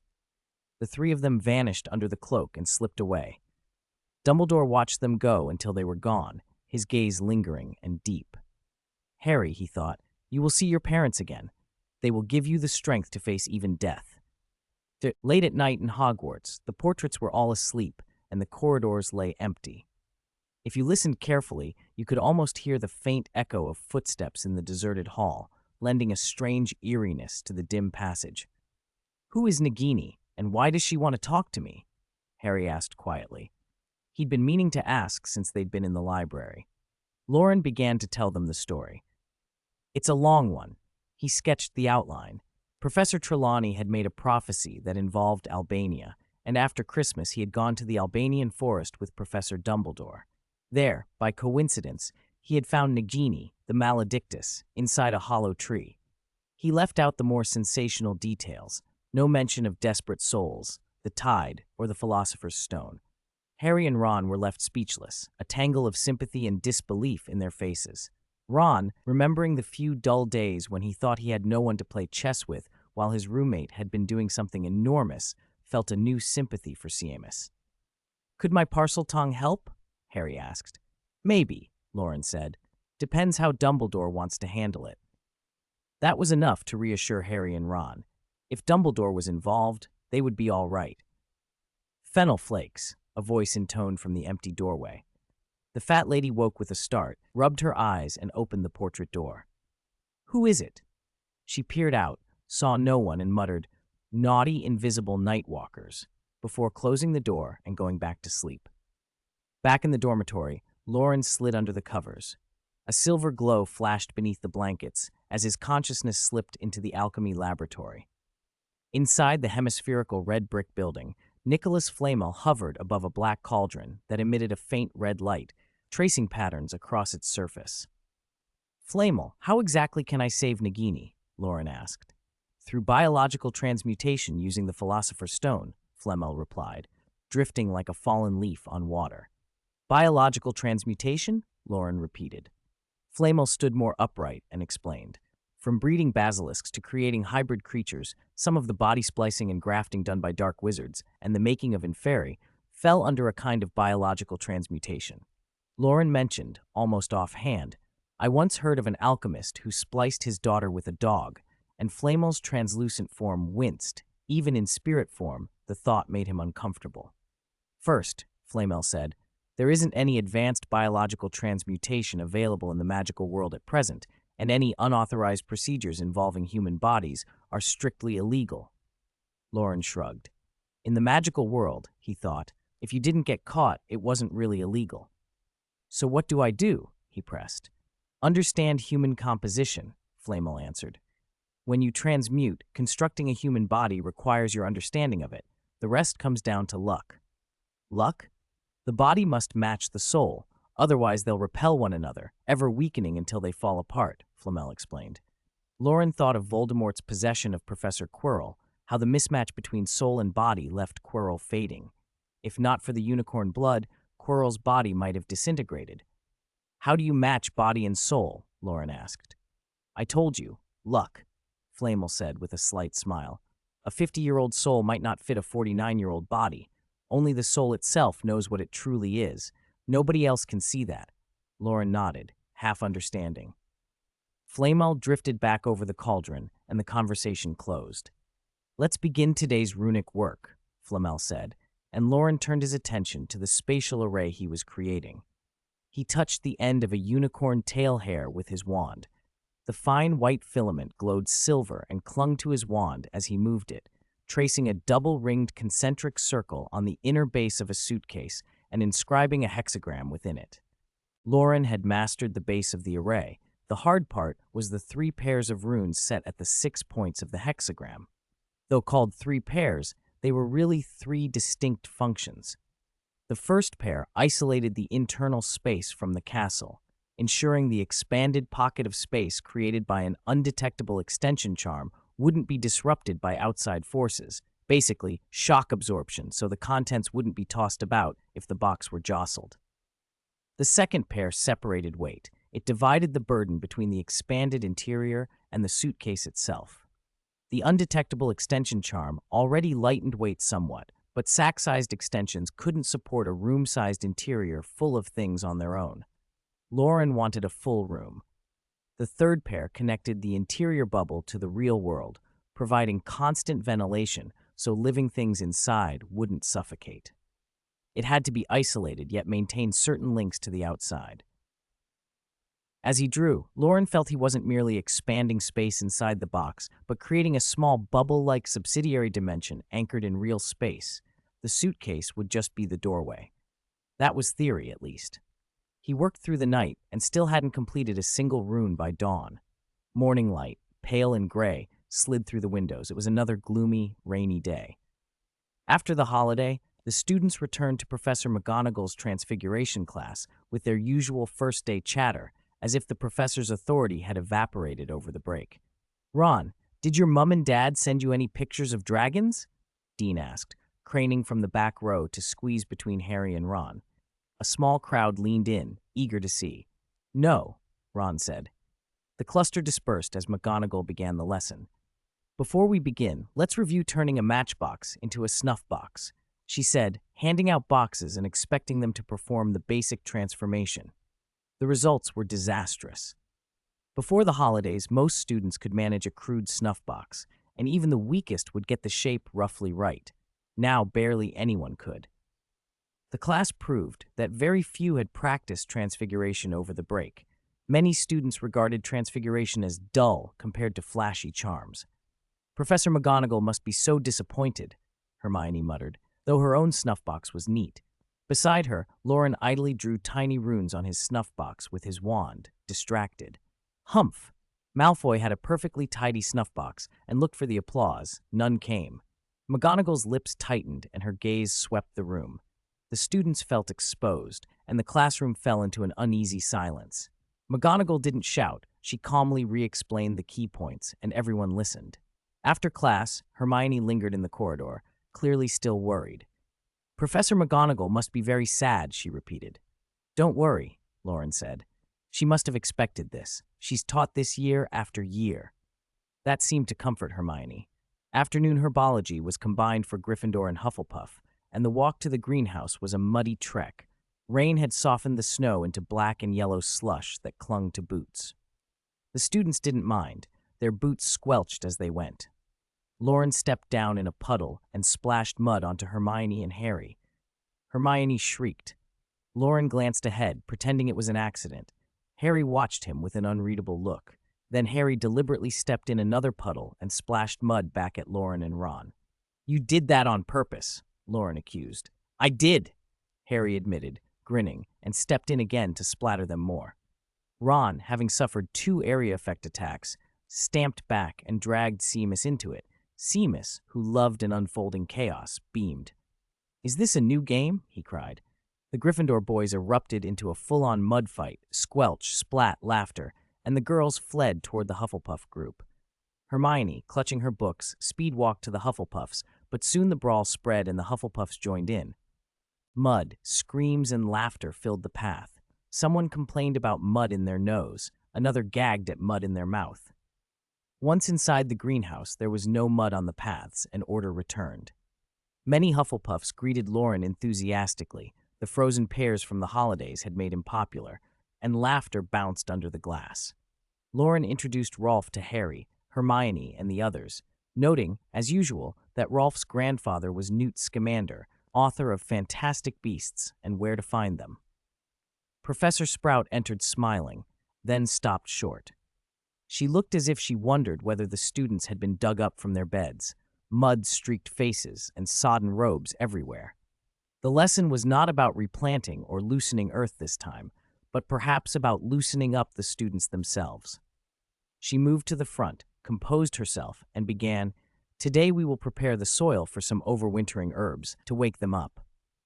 The practical part of the lesson was different. Long-sleeved gloves were nowhere to be seen. Why bother when sleeves were already ruined?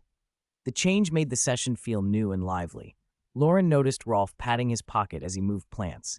A small, palm-sized creature with a green head, part insect, part little person, peeked out and, following Rolf's hand, tended the herbs. A bowtruckle. No wonder Rolf always got outstanding in herbology. He had help. Loren was still watching when something cold and damp brushed across his cheek. "Aren't you going to help properly?" Hermione's bright eyes were fixed on him, scolding. Her hair and clothes were splattered with mud, though she'd wiped her face clean. "Yes, Your Highness," Loren said obediently and set to loosening soil and transplanting. Hermione was secretly pleased by his tone, thinking she might justify smearing a few more mud prints on his face later. "That's all for herbology," Professor Sprout called after they put away their tools. The students headed toward the castle for a wash. Also, Professor Sprout looked at the muddied group and waved her wand. Whirlwind sweep! A gust of wind roared through and whisked the mud from robes and faces, sending the dirt flying out of the greenhouse. "Pay attention to your appearance from now on. You are not to be this filthy even in herbology." "Long live Professor Sprout!" the students cried as they poured out. How many stepped in more mud on the walk back? How many bystanders got caught in the splash? Those details were lost amid laughter and shrieks. One particular young witch, however, secretly regretted not being able to plant a few more mud smudges on someone's face. Tuesday. Herbology met 3 times a week, and the first years were still buzzing from yesterday's game.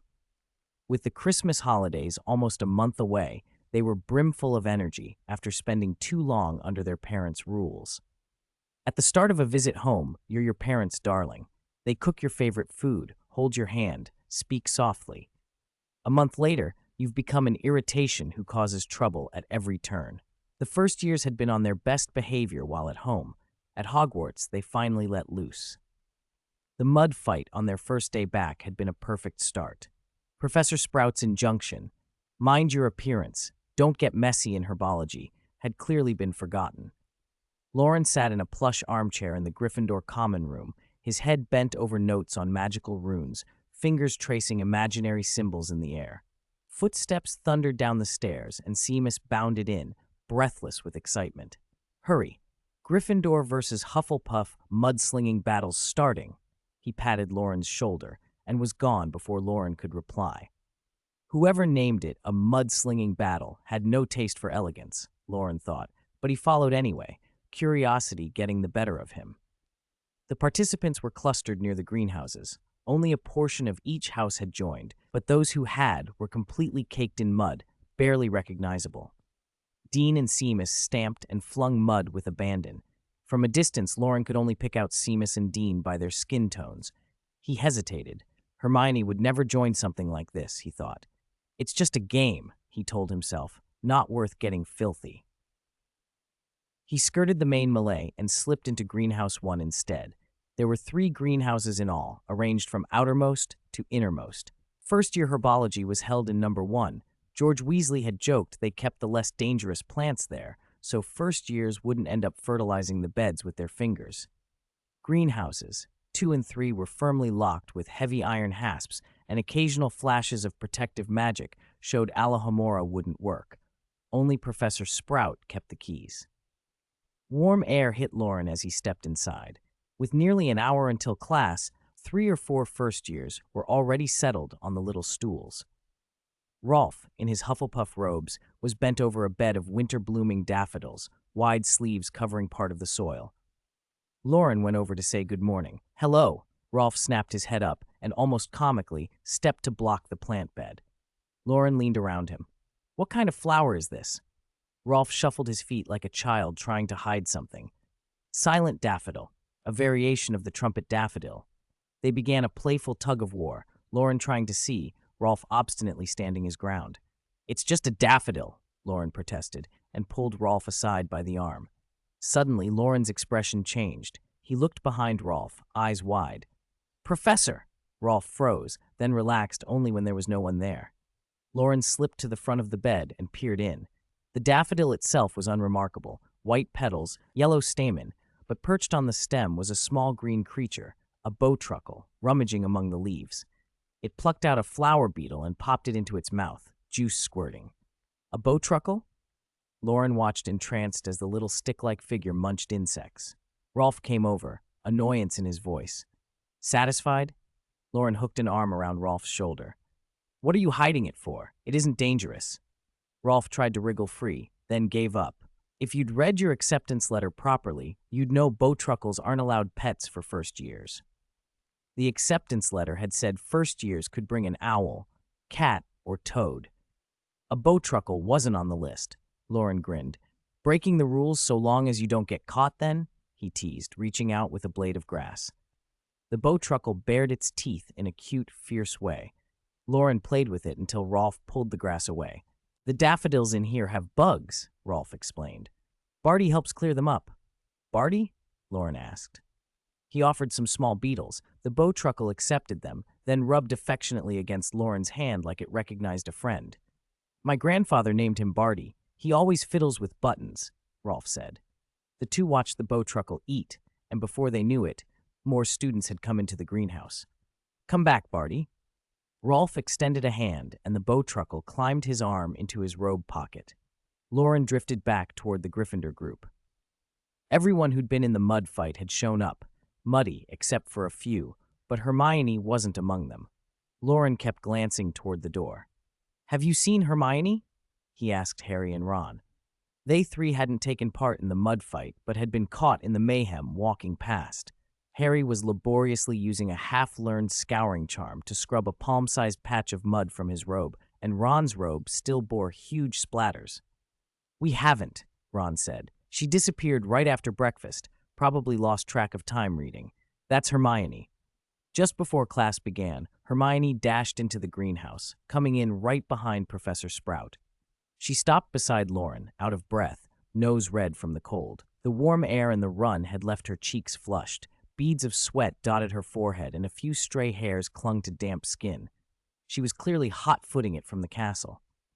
"Where did you go?" Loren asked quietly, eyes darting toward Professor Sprout as she started the lesson. "Who?" Hermione panted. "I was in the room of requirement, practicing the undetectable extension charm." Loren didn't press further.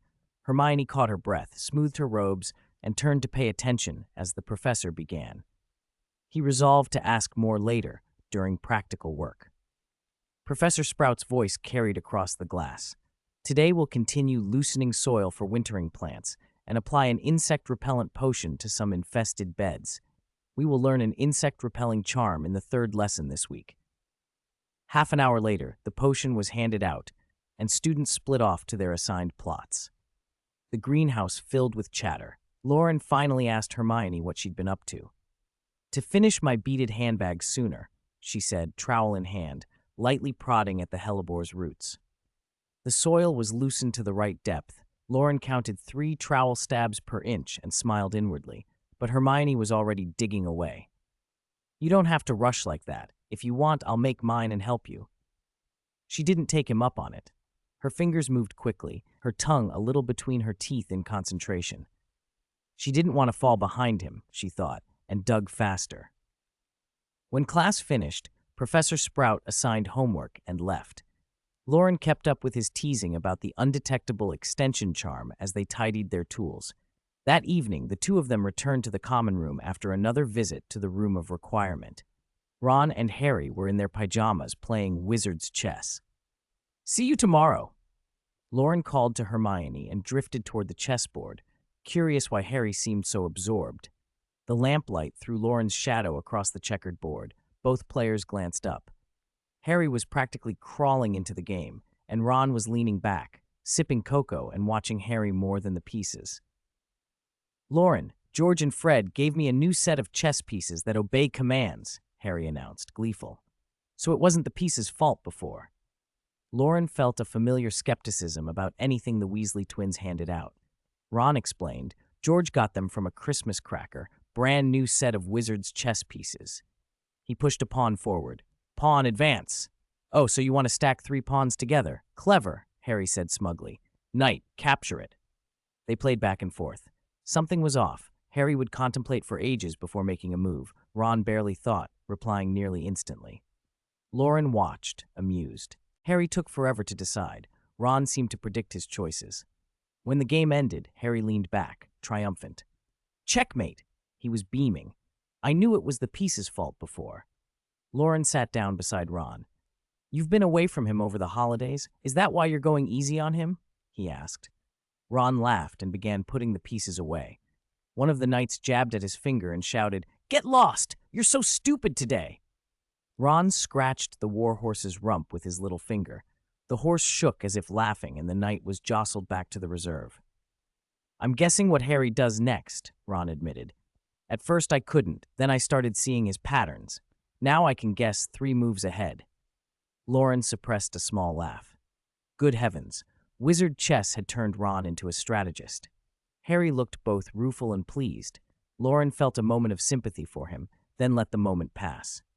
In the Gryffindor common room, Loren's lips were tightly pressed together, his eyes fixed on the slowly moving tip of his wand inside the leather box. He watched every stroke, terrified of making the smallest mistake. This was the umpteenth time he had attempted to draw the first pair of runes. The wand tip glowed a silver white from the unicorn tail hair wound through it, and under Loren's careful control, the light traced the odd, not quite complicated symbol. The glowing lines imprinted little by little on the box's black leather bottom, arcing around peculiar strokes until Loren lifted the wand gently, using the last of the magical energy stored in the unicorn hair.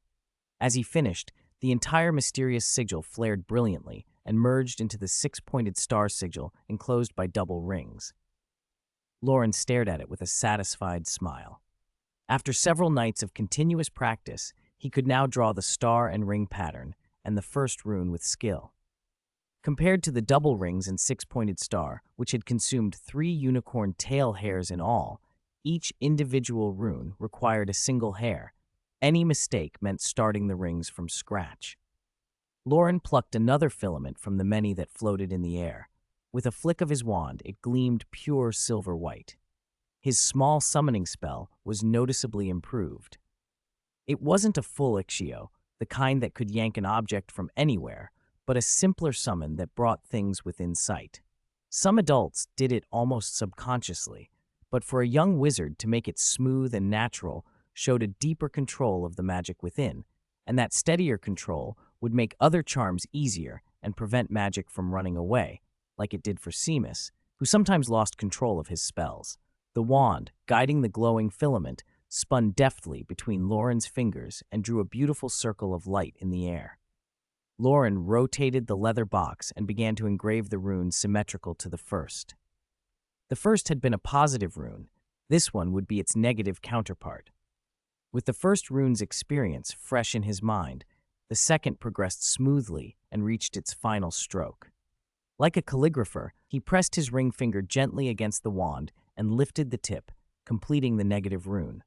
He watched, expecting the two symbols to resonate and fuse with the double-ringed, six-pointed star. The second rune emitted a silver-white glow, and then the light didn't fade as expected. The silver warmed to yellow and then deepened to a fiery red. Both runes disintegrated into the air, scattering into sparkling fragments. The alchemical pattern flared and heated, scorching the leather bottom of the box and filling the room with the unpleasant smell of burning. A black, charred, circular mark remained where the drawing had been. The attempt had failed. Flamel floated behind Loren and peered at the singed circle. "Can you recall which step went wrong?" he asked. Loren frowned and replayed the process in his head. Every stroke of the second rune, he was sure, had matched the first. He shook his head. "I can't think of a wrong step." "The process wasn't your mistake," Flamel said, rising a little higher as if he'd expected this. "You memorized the shape, but you don't understand the rune's meaning. Magic answers the heart of the wizard. If you don't grasp the rune's meaning, you can't use it properly." Loren blinked. "But the first rune worked." "When you drew the first rune, you didn't use it. When you drew the second to make it resonate, you touched upon its use." Flamel hovered down until he was level with Loren. Loren still resisted the idea. "I already know the meaning of this rune," he protested. "It's an isolation rune belonging to the spatial set."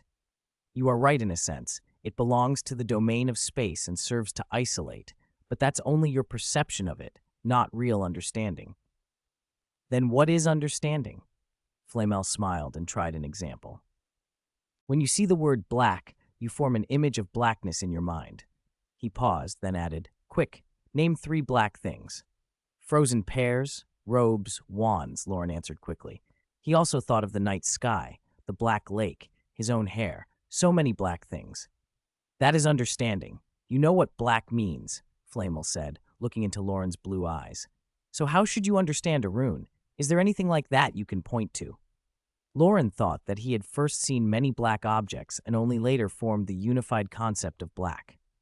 But what tangible, everyday thing could show the idea of a rune's meaning? Flamel didn't give a direct answer. "Think about its meaning. You'll notice it in life," he said, then drifted away, leaving Loren to ponder. Space and spatial isolation. Alone in the common room, glowing sigils danced across the red brick walls and cast thoughtful shadows. Loren leaned back on the bench and stared up at the ceiling, muttering, "Space, compartments." Harry and Ron were nearby with their Transfiguration homework, searching for Hermione to help them grade their assignments. After pacing the common room and asking Parvati Patil, who didn't know where Hermione was, they flopped onto the bench in frustration.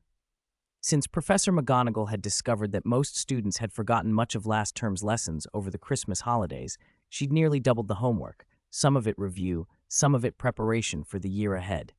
That was hard on students who wrote slowly or procrastinated. The two lads slumped, oblivious to the quiet figure beside them. "What has Hermione been doing lately? We never see her," Harry complained. "She's Hermione," Ron said. "If she's reading, she'll pick a spot and stay in it forever." He sounded less worried than resigned. "Or we could ask Loren," Harry said after a moment. Loren, thinking about runes, had a guess where Hermione might be. "I can also help mark your wrong answers," he offered easily. Harry and Ron jumped. "Bloody hell! When did you get here?" Ron blurted, surprised to find Loren sitting between them. Loren feigned offense. "As roommates, you didn't even notice me." The two boys looked as if they'd eaten something unpleasant. To end Loren's little scene, Harry thrust his parchment forward. "Please help me grade my Transfiguration homework." Loren abandoned his injured expression and took the paper. He looked around for quill and inkwell, but found none. Without thinking, he began to sketch with his wand on Harry's parchment. After a few strokes, he realized the wand couldn't draw here. There was no unicorn hair to feed it. Harry and Ron watched with blank faces. Loren tapped his temple with the wand as if to clear his head, then applied a small transfiguration to Harry's handwriting, extracting faint traces of ink from the original writing and making the ink around the wrong answers grow paler. The extracted ink formed circles around mistakes and condensed the correct textbook page numbers beside them. He handed the paper back. "My transfiguration won't last long, but it'll give you enough time to look up the right answers before tomorrow night." Oh, Ron said, I think your transfiguration's improved. He handed his own homework to Loren. You two would both improve if you spent less time on chess practice, Loren teased. After term began, the three had become obsessed with wizard's chess. Harry loved the even contest and the thrill of victory. Ron enjoyed predicting how far ahead he could see. Ron didn't rise to Loren's teasing. Speaking of which, do you know what Hermione's been up to? We hardly see her except in lessons. Loren kept his eyes on Ron's page. I was practicing a new charm earlier. Hermione's trying to catch up with me. Sk, Ron clicked his tongue. She hates falling behind. She always wants to be first. Harry frowned. If you ask me, that's not great. We should help her. How? Loren asked. Chess, Harry said at once. Hermione only ever loses at chess. If she could lose more often, well, she might learn to relax. Loren saw the subtle selfishness under Harry's suggestion. He wanted a friend who wouldn't always be unbeatable. He also understood the peculiar competitive spirit between close friends. One reaches for a leaf, the other wants to swipe a higher one. He decided not to embarrass Ron by repeating a mistake that would spoil two people's happiness. Let's ask Hermione when she gets back, he said. There was still time before lights out. Hermione returned slowly to the common room, her brown curls bouncing as she hurried the last steps. She sat neatly beside Loren. I can use an undetectable extension charm to hold extra things now, she announced, delighted with her progress. Before Loren could respond, Harry interrupted. Hermione, we have an idea for you. They explained the chess plan. Practice losing occasionally to loosen Hermione's relentless drive to be first. Hermione thought for a moment. Always trying to be top had long been her habit. In Muggle school, she'd had fights over it. At Hogwarts, she'd only begun to feel at ease after making friends who accepted her. Okay, she said. Whether it would work or not, she would try it as recreation after finishing her charms practice. They found a chessboard. Ron used his family's old pieces. Harry hesitated, but finally let Hermione use his brand new set. They began. Knight, advance. Queen, take it. The game locked for a long time. Near the end, when most pieces had been exchanged, Ron scraped out a narrow victory. Hermione frowned, sensing something odd. When she made a poor move, Ron soon followed with a similarly bad one, leading to the stalemate. Harry, watching, could see missed opportunities. My turn, he crowed, shoving Ron aside and flipping the board to face him. He took his new pieces. Hermione took Ron's older set. That game went very differently. Hermione had just finished a match and was in form. Harry, who had been eager to prove himself, found himself outplayed. She moved as if by instinct. Checkmate. Hermione's voice was almost casual as she finished the game. Harry gaped at the board, incredulous. He looked at Hermione, then at Ron, baffled. Those pieces. Hermione used yours and they won't obey you anymore, Ron bluffed quickly. He didn't want to ruin a good sparring partner by letting Harry see the truth. Is that so? Harry was only half persuaded. It was just a game, after all. Hermione looked from one to the other, then turned to Loren with a question in her eyes. Did he know something she didn't? Loren ignored Ron's bluff and gently tugged Hermione by the sleeve toward the window. Outside, cloud banks softened the moon and stars, and far off in the forest, tiny fires glowed, the Centaur tribe's campfires. Being competitive and wanting to be first isn't a bad thing that must be erased, Loren said, watching the distant lights. Hermione rested her chin on the windowsill, the night sky and the forest fire glow reflecting in her brown eyes. Maybe changing a little would make me fit in better, she said, trying to sound breezy. You don't need to change who you are to fit in, Loren replied. Be yourself. Hermione looked toward the fires against the blue of the sky and said nothing for a moment, letting the words settle. She smiled faintly, neither agreeing nor refusing, just content for a breath to be seen and understood. Harry, Snape is trying to kill me. Snape is trying to kill me. The day was one of those rare, perfect English days. The storm clouds scrubbed away to reveal a deep, clear blue, while the high clouds glowed like stretched cotton with the sun hiding just behind them. Light spilled through the charm's classroom windows and set Professor Flitwick's white beard sparkling. He stood on a stack of heavy books so he could reach the podium, but his small stature did nothing to lessen the energy in his lecture. Alohomora is a classic charm, he said. Around the 17th century, wizard Eldon Ezrekel learned this charm from an elderly African wizard and brought it back to Britain. Alohomora replaced the old open sesame and became the standard unlocking charm. The first years murmured with interest at the idea of someone traveling to a distant land and returning with a spell that changed the wizarding world. After I graduate, I want to go to Africa on a study tour too, Seamus said, leaning on his desk as if he could leave at any moment. I heard they don't ride brooms there, something called flying carpets. I wish I could be like Ezrekel and discover a charm that people remember for centuries, Ron said, already picturing it. They'd put my name in the books and on chocolate frog cards. Hermione rolled her eyes. If you'd done even a little reading, you wouldn't blurt that out, Ron. Flitwick's timing could not have been better. Of course, Ezrekel became a notorious thief after that and was sentenced to more than 10 years in Azkaban. Ron shut his mouth at once. He had no desire to be a notorious thief. Flitwick went on.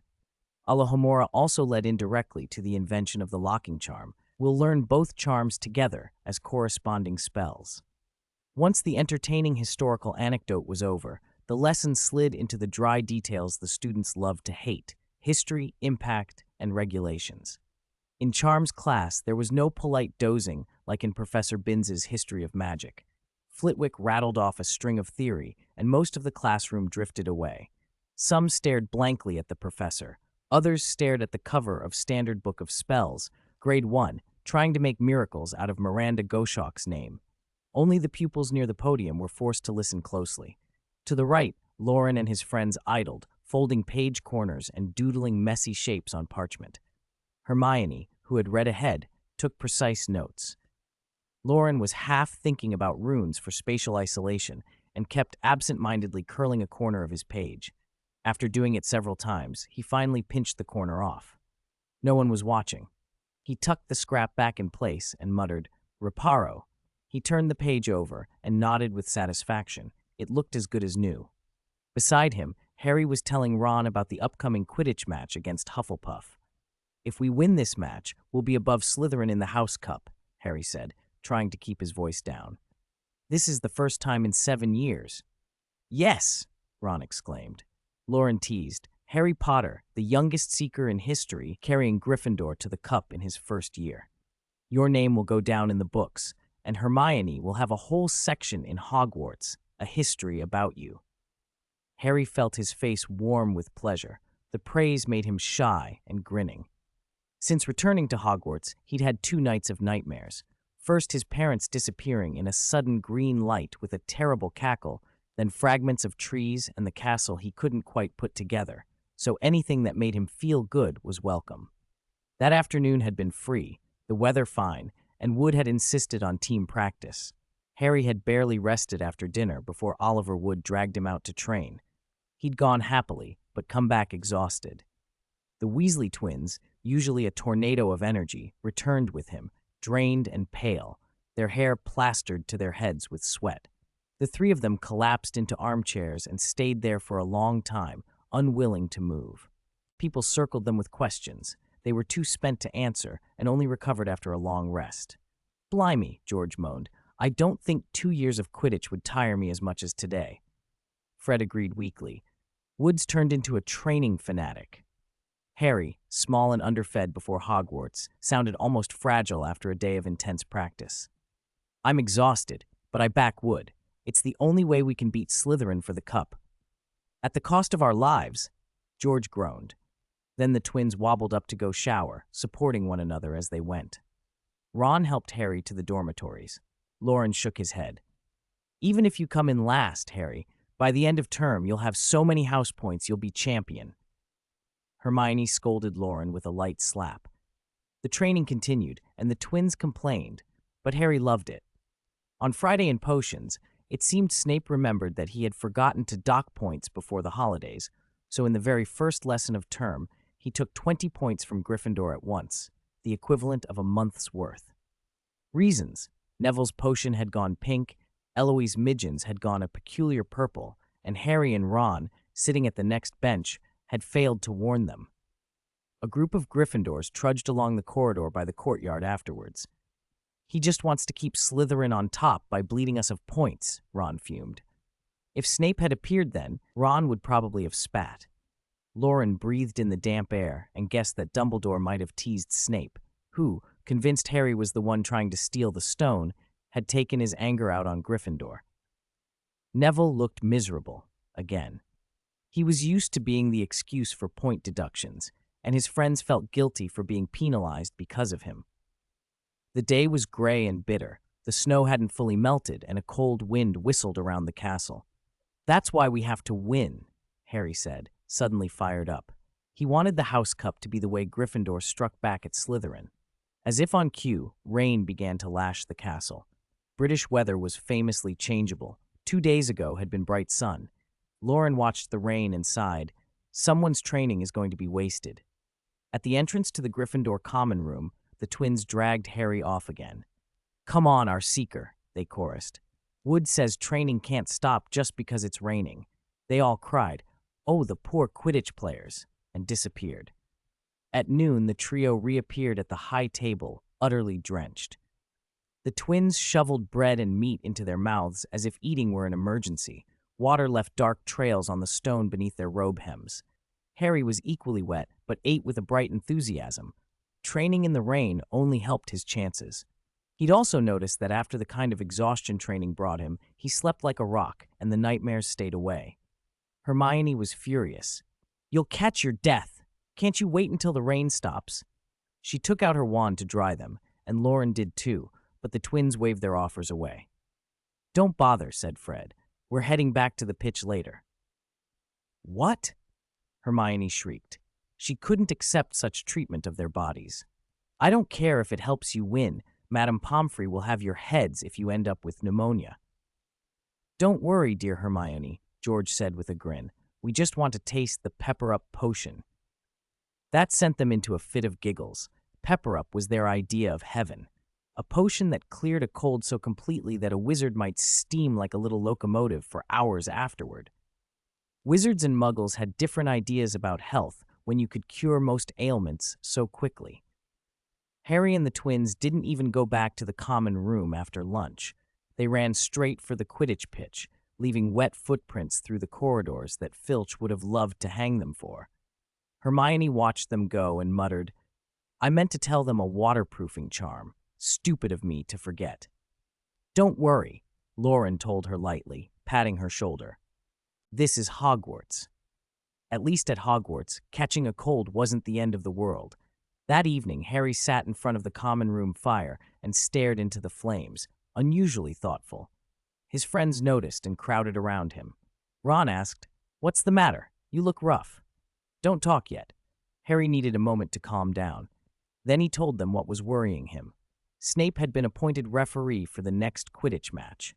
Hermione and Ron remembered the last match, when Snape had maliciously jinxed Harry's broom, and if Hermione hadn't set his robes alight to break the jinx, Harry might have fallen. Now, as referee, Snape could stand much closer and cast a jinx from the field. "He wants to use the match to hurt you," Hermione said, horrified. Loren's face split into a strange smile. He couldn't decide whether to laugh.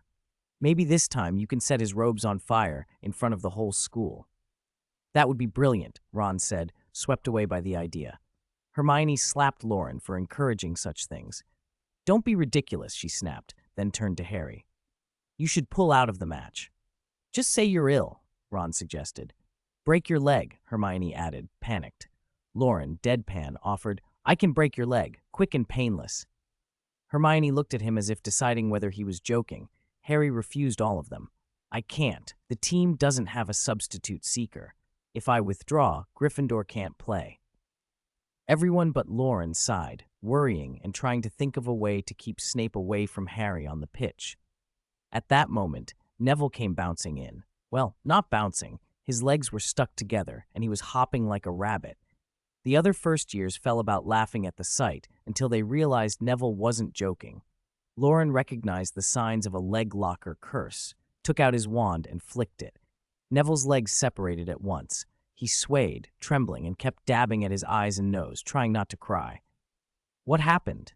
Loren asked, helping him to a chair. The explanation came out in ragged bursts. Neville finally blurted, "It was Malfoy. Malfoy and his two, Crabbe and Goyle." He couldn't finish for a long moment. Everyone put the pieces together from his condition. Hermione's face flamed red with anger. "That's too far," she said. "Go to Professor McGonagall and tell her." Ron and Harry echoed the command. Neville shook his head, tears spilling down his face. "I don't want to make trouble," he sobbed. The others tried to encourage him, to get him to stand up to Malfoy and his cronies. Neville kept repeating what he had always said about himself. "I don't have the courage. I'm not a proper Gryffindor. I don't have the courage." Compared with his classmates, Neville was bigger and sturdier, but that never made him braver. The past glory of his parents and his grandmother's constant expectations had created a long, suffocating pressure that slowed him down, especially in magic. He was one of the slowest to learn, always forgetting things and losing points in potions. All of it left him shy and self-conscious. Neville felt fortunate just to be at Hogwarts. Being sorted into Gryffindor was his one pride. School meant freedom from his grandmother's high, searching gaze and the chance to have friends. But today, Malfoy's taunts and the laughter of the others had broken that sanctuary. "I don't deserve to be a Gryffindor. I don't have courage." Neville kept repeating, his face buried in his hands. His pudgy, childish movements made Loren and the others feel worse. Harry and Ron exchanged helpless looks, not knowing how to comfort him. Hermione clutched at her robes. Loren stepped forward and crouched down in front of Neville. "Neville, listen to me." Neville mumbled on, "I don't deserve." "Listen to me." Loren's voice rose, carrying an edge that surprised Harry and the others. Neville paused, lowered his hands from his face, and stared at Loren blankly. "Your parents were Aurors. You know that, don't you?" Loren said, pulling Neville's handkerchief from his robes and pressing it into Neville's fingers. Neville took it, clutching it like a lifeline. The Longbottoms escaped Voldemort 3 times. They stood up to him, face to face. Neville already knew. His grandmother had always told that story to spur him on, but hearing it now felt different, too big for him. He looked at Loren, puzzled. "Harry's parents were similar," Loren went on. "They escaped 3 times too, but they were eventually killed by Voldemort. Harry grew up with his horrible aunt. He was locked in a cupboard. He couldn't stand up straight, and he was treated like a servant." Loren pointed at Harry, eyes hard. "Did any of that make him less brave?" Neville followed the point and looked at Harry. Harry's mouth opened. He wanted to protest. The cupboard wasn't that small, and the troll incident hadn't been all his doing, but in the end, he only shook his head. Loren kept talking, voice brightening. "Look at what happened after Harry came to Hogwarts. Second week at school, he taught Malfoy a lesson, broke a few ribs if I remember right, and on Halloween he fought a troll. Has he ever been cowardly since?" Neville blinked, unsteady, and then shook his head. Harry felt a prickle of discomfort. Broke Malfoy's limbs and ribs sounded far worse than anything he'd done, and the troll incident had been a group effort. But the point landed. Loren softened his tone. "Your parents were like Harry's. Your birthday's a day before his. You don't deny it. You're more alike than you think." Neville's heart thudded hard in his chest. He fumbled for objections. "But Harry's magic's stronger than mine, and he's brilliant at Quidditch. We aren't the same." "You are," Loren said. "You just don't have the right wand." He reached into Neville's robes and drew out the old wand. "This isn't yours, is it?" he asked. "No," Neville said. It had been his father Frank Longbottom's wand. His grandmother hoped it would give him courage. Loren held the wand up. "Every wand has its wizard. If you've been using the wrong one, no wonder you're struggling." "Look at Ron," Loren added. "He got stronger after he changed his wand. You remember how different he was. For a while, he led us in spells." Neville's eyes widened. Ron had indeed improved with a new wand. Loren pushed on. "And flying. Don't forget you were the first to get off the ground in flying class. That's not nothing." Neville felt warmth flood up through his chest. His breathing deepened. "Is that really true?" "Yes. You were just frightened afterward, which is why you stayed low and slow. In talent, whether magic or flying, you and Harry are similar. Get a wand that fits you, learn to control your feelings, and you can be the kind of Gryffindor your parents were." Loren's voice dropped almost to a whisper. "You could even be the savior." Neville couldn't hold it in any longer. He scrambled to his feet. "I'm writing to Gran tonight. Get me a new wand. He bolted away before anyone could stop him.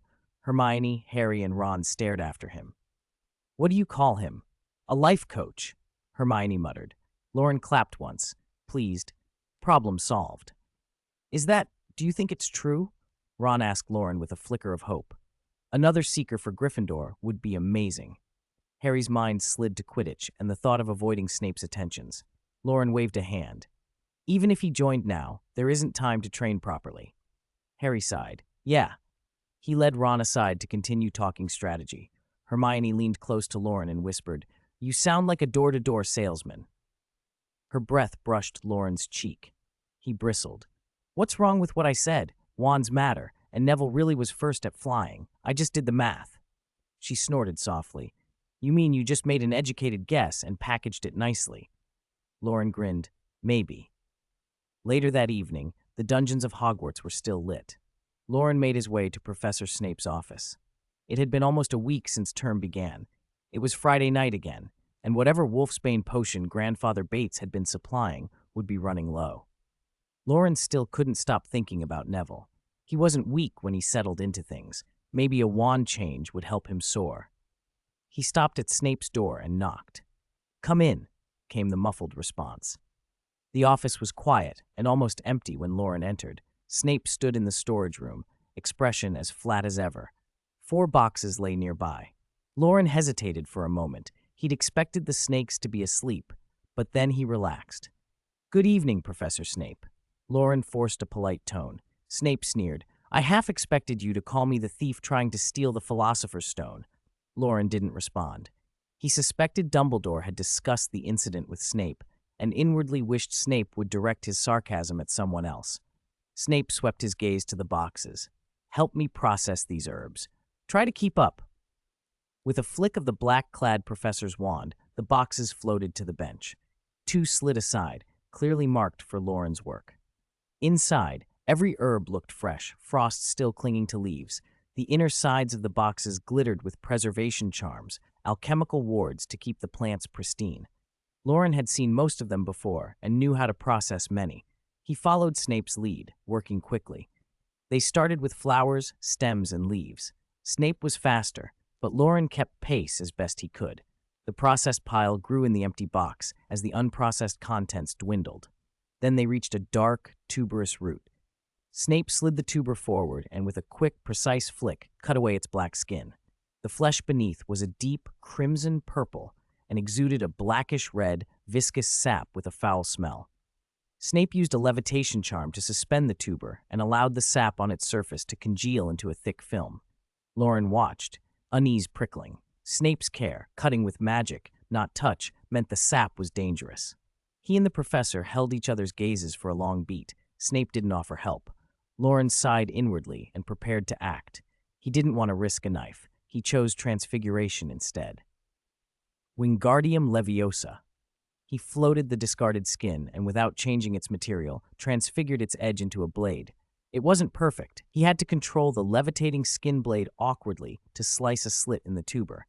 Afterward, he set the skin aside and aimed to extend the incision precisely along the boundary of skin and flesh. No small feat.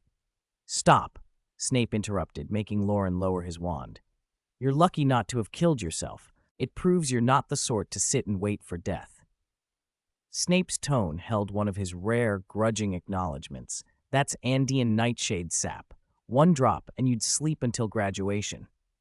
He cut another tuber and hovered it in the air, watching the sap solidify. You may go. He didn't look up. Loren walked out with the wolfsbane bottle from the bench tucked into his robe and a piece of parchment beneath it. He almost didn't read the note. Homework, most likely, but the ink was still wet. The single line centered on the page made his stomach drop. Sectum sempra. Back in the Gryffindor dormitory, Neville snored softly. He'd stormed back up the tower after writing to his grandmother and, from the emotional roller coaster of the day, collapsed in a tired heap. Loren climbed into his bed. Somewhere in the bedding, a faint silver shimmer pulsed. His thoughts already turned to practice. He had been working on the dueling runes in the Fantastic Books practice room and had reached a bottleneck. Until he fully understood the runes' true meanings, the inverse runes couldn't be matched to the normal ones. Mere repetition wouldn't help. Flamel, floating near him, a parchment in hand, was unsurprised by Loren's choice of practice. Sectum sempra, Loren shouted and sent the spell toward Flamel, who hovered calmly over a sheet of paper. No effect, Flamel said without looking up. Your wand gave nothing. Flamel's tone was almost approving as he read the parchment. The wizard who invented that charm had a particular genius for the idea of slicing, but I do not recommend you practice it. Loren froze. Why not? The cutting in that charm is irreversible. To put it plainly, Flamel's voice cooled. It is dark arts. For wizards, ordinary cuts aren't usually serious. You can heal them quickly with herbs like dittany, Flamel explained to Loren. But the damage Sectum Sempra does is difficult to fix by ordinary means unless you use an immediate counter curse. As a combat spell, that seems like a useful property, Loren said, and it could be handy when processing certain herbs. Loren believed, as he often did, that magic was a tool. Whether it was called dark arts or not didn't matter so long as it was used for good. Flamel smiled faintly. To a degree I agree, he said, but I'm not forbidding you simply because the power is unpredictable. Then why? Loren asked. Flamel flicked his wrist and a cloud of white mist poured from his sleeve, spreading through the dueling room until everything dimmed except for its glow. From within the haze a young wizard emerged, handsome, smiling gently. He stood before a black flame and began muttering to himself, the image of a student studying the dark arts. The reason these are called dark arts, Flamel said, is that some of these spells can alienate unstable souls. As he spoke, the young wizard's face hollowed and warped. His smile turned manic, and the black flames curdled into human shapes. The scene shifted. The wizard was swallowed by the dark fire and finally reduced to a skeleton. The white mist thinned, and the room brightened again. Flamel's expression had grown serious. Dark arts open deep, dangerous paths into emotion and the soul. They can be fascinating, but you should wait until you're older and have a firmer grasp of yourself before you delve in. Loren understood. The corruption wasn't some mechanical effect of a spell, but a human failing, an excessive craving for power or appetite that could drag someone down. That matched his impressions. Dumbledore had mastered dark arts without falling. Flamel wanted Loren to mature, to form a solid worldview first. Loren felt a measure of relief. If he were just an 11-year-old, he would heed the warning.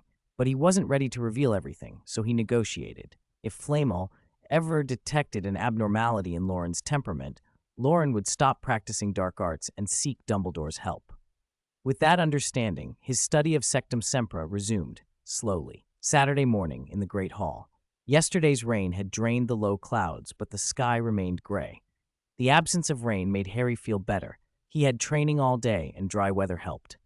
Neville, seemingly recovered from recent events, ate with a bright face and chatted, and the three, Harry, Ron, and Neville, agreed to head to the Quidditch pitch together. Want to try Seeker? Harry asked. I'll just watch for now, Neville said, smiling. He'd written home about getting a proper wand and brimmed with hopes for the future. Quidditch trials are next year. We should all try out, Ron said, hopeful. Loren kept quiet, trying not to draw attention. He nursed his pumpkin porridge slowly, thinking how he might soften Neville's disappointment if Neville found he had no Quidditch talent. Maybe mention Harry's father had been a seeker. There were no classes that day. Hermione's brown curls were a little untidy as she tugged Loren away to practice charms. She spent the day with him in the room of requirement, drilling undetectable extension charms. That evening in the Gryffindor common room, Harry, Ron, and Neville lounged on a long bench. Loren, Hermione, come here. You won't believe how amazing today was, Ron called, one hand on Neville's shoulder and the other waving. If you ask me, Neville's broom speed is faster than many Quidditch players, Ron said, if only he could get over the fear of heights. Neville blushed. During the pitch practice, he still got dizzy at certain heights, but his low-altitude speed had surprised everyone, including the Weasley twins, who mocked him as a nimble fat man. That dizziness is a physiological fear of heights, Hermione said, thoughtful. With both parents doctors, she had picked up bits of medical knowledge. Neville frowned, thinking, when I was 8, Uncle Algy threw me down the stairs to try to wake my magic. I remember hitting the ground, then bouncing up and flying over the garden, landing on the road. He dug his fingers into his hair. I think that's when it started. What? Hermione shrieked. That's child abuse. He should be in Azkaban. Calm down, Loren said, putting a hand on her shoulder. Uncle Algy is a wizard. He wouldn't have tried to kill Neville. It took some time to soothe Hermione. Neville's uncle never suspected he'd nearly earned a visit from the Ministry. With the second Quidditch match approaching, Wood's training grew relentless, come rain or shine. The players sometimes returned to find the common room lights suddenly off. If Filch were clever, he'd wait in front of the fat lady, the twins grumbled. Catching them out of bed would be great. But the training didn't slacken. Neville tagged along to watch, slowly getting less afraid. On the second Friday of term in Snape's office. Under dim light, Snape graded papers while Loren sat in the storeroom staring at a crate of potatoes, each one sliced cleanly down the middle by Sectum Sempra. Use a counter curse to remove the Sectum Sempra, then restore them, Snape had ordered. Loren muttered the incantation and swung his wand. Vulnera Senenter. Vulnera Senenter. Vulnera Senenter. The monotonous chant echoed through the gloomy office. Thanks to his corrective talent, Loren's Vulnera Senenter quickly stripped the residual Sectum Sempra from the cuts and allowed the potato flesh to knit back together. Snape had clearly cut them carelessly. The magic on them wasn't strong, so the work ought to have been manageable even without Loren's help, just slower. Professor Snape, I'm done, Loren said, rubbing his sore arm. He felt his magic still strong, but his body tired.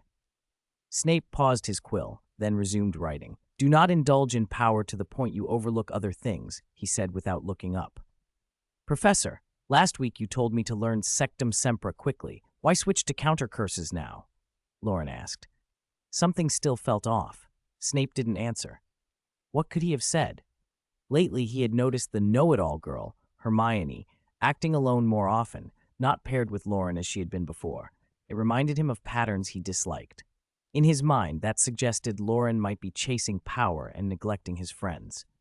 Loren had never guessed Hermione was the root of Snape's concern. Since Snape gave no more explanation and did not dismiss him, Loren asked something trivial he'd forgotten earlier. Professor, why are you refereeing the Quidditch match? Snape snorted. Even with a scrying mirror, a warning from off the field might not reach Potter in time. I'm reffing to keep him alive. He sneered at his own words. Of course, that arrogant boy probably thinks I'm out to harm him. He jabbed the comment at Loren and added, You may go. Good night, Professor, Loren replied and left quickly. He didn't want to become collateral damage. As the match drew near, nervous tension spread through Gryffindor. The students in the stands waited for the inevitable spark. The weather was dull but dry. First years gathered in a section and watched Harry secretly rooting for him. Neville didn't understand why Ron and Hermione had their wands out, fingers twitching as if ready for a fight.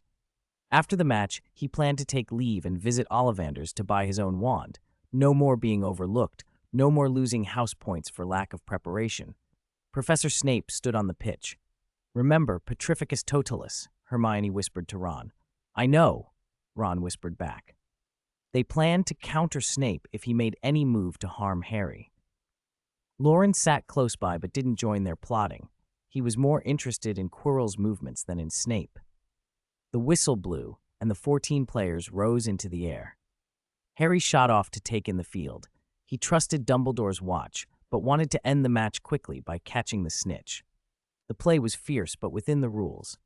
In the stands, Ron and Hermione watched Snape like hawks. Suddenly, Ron yelped. Someone had jabbed him in the back of the head.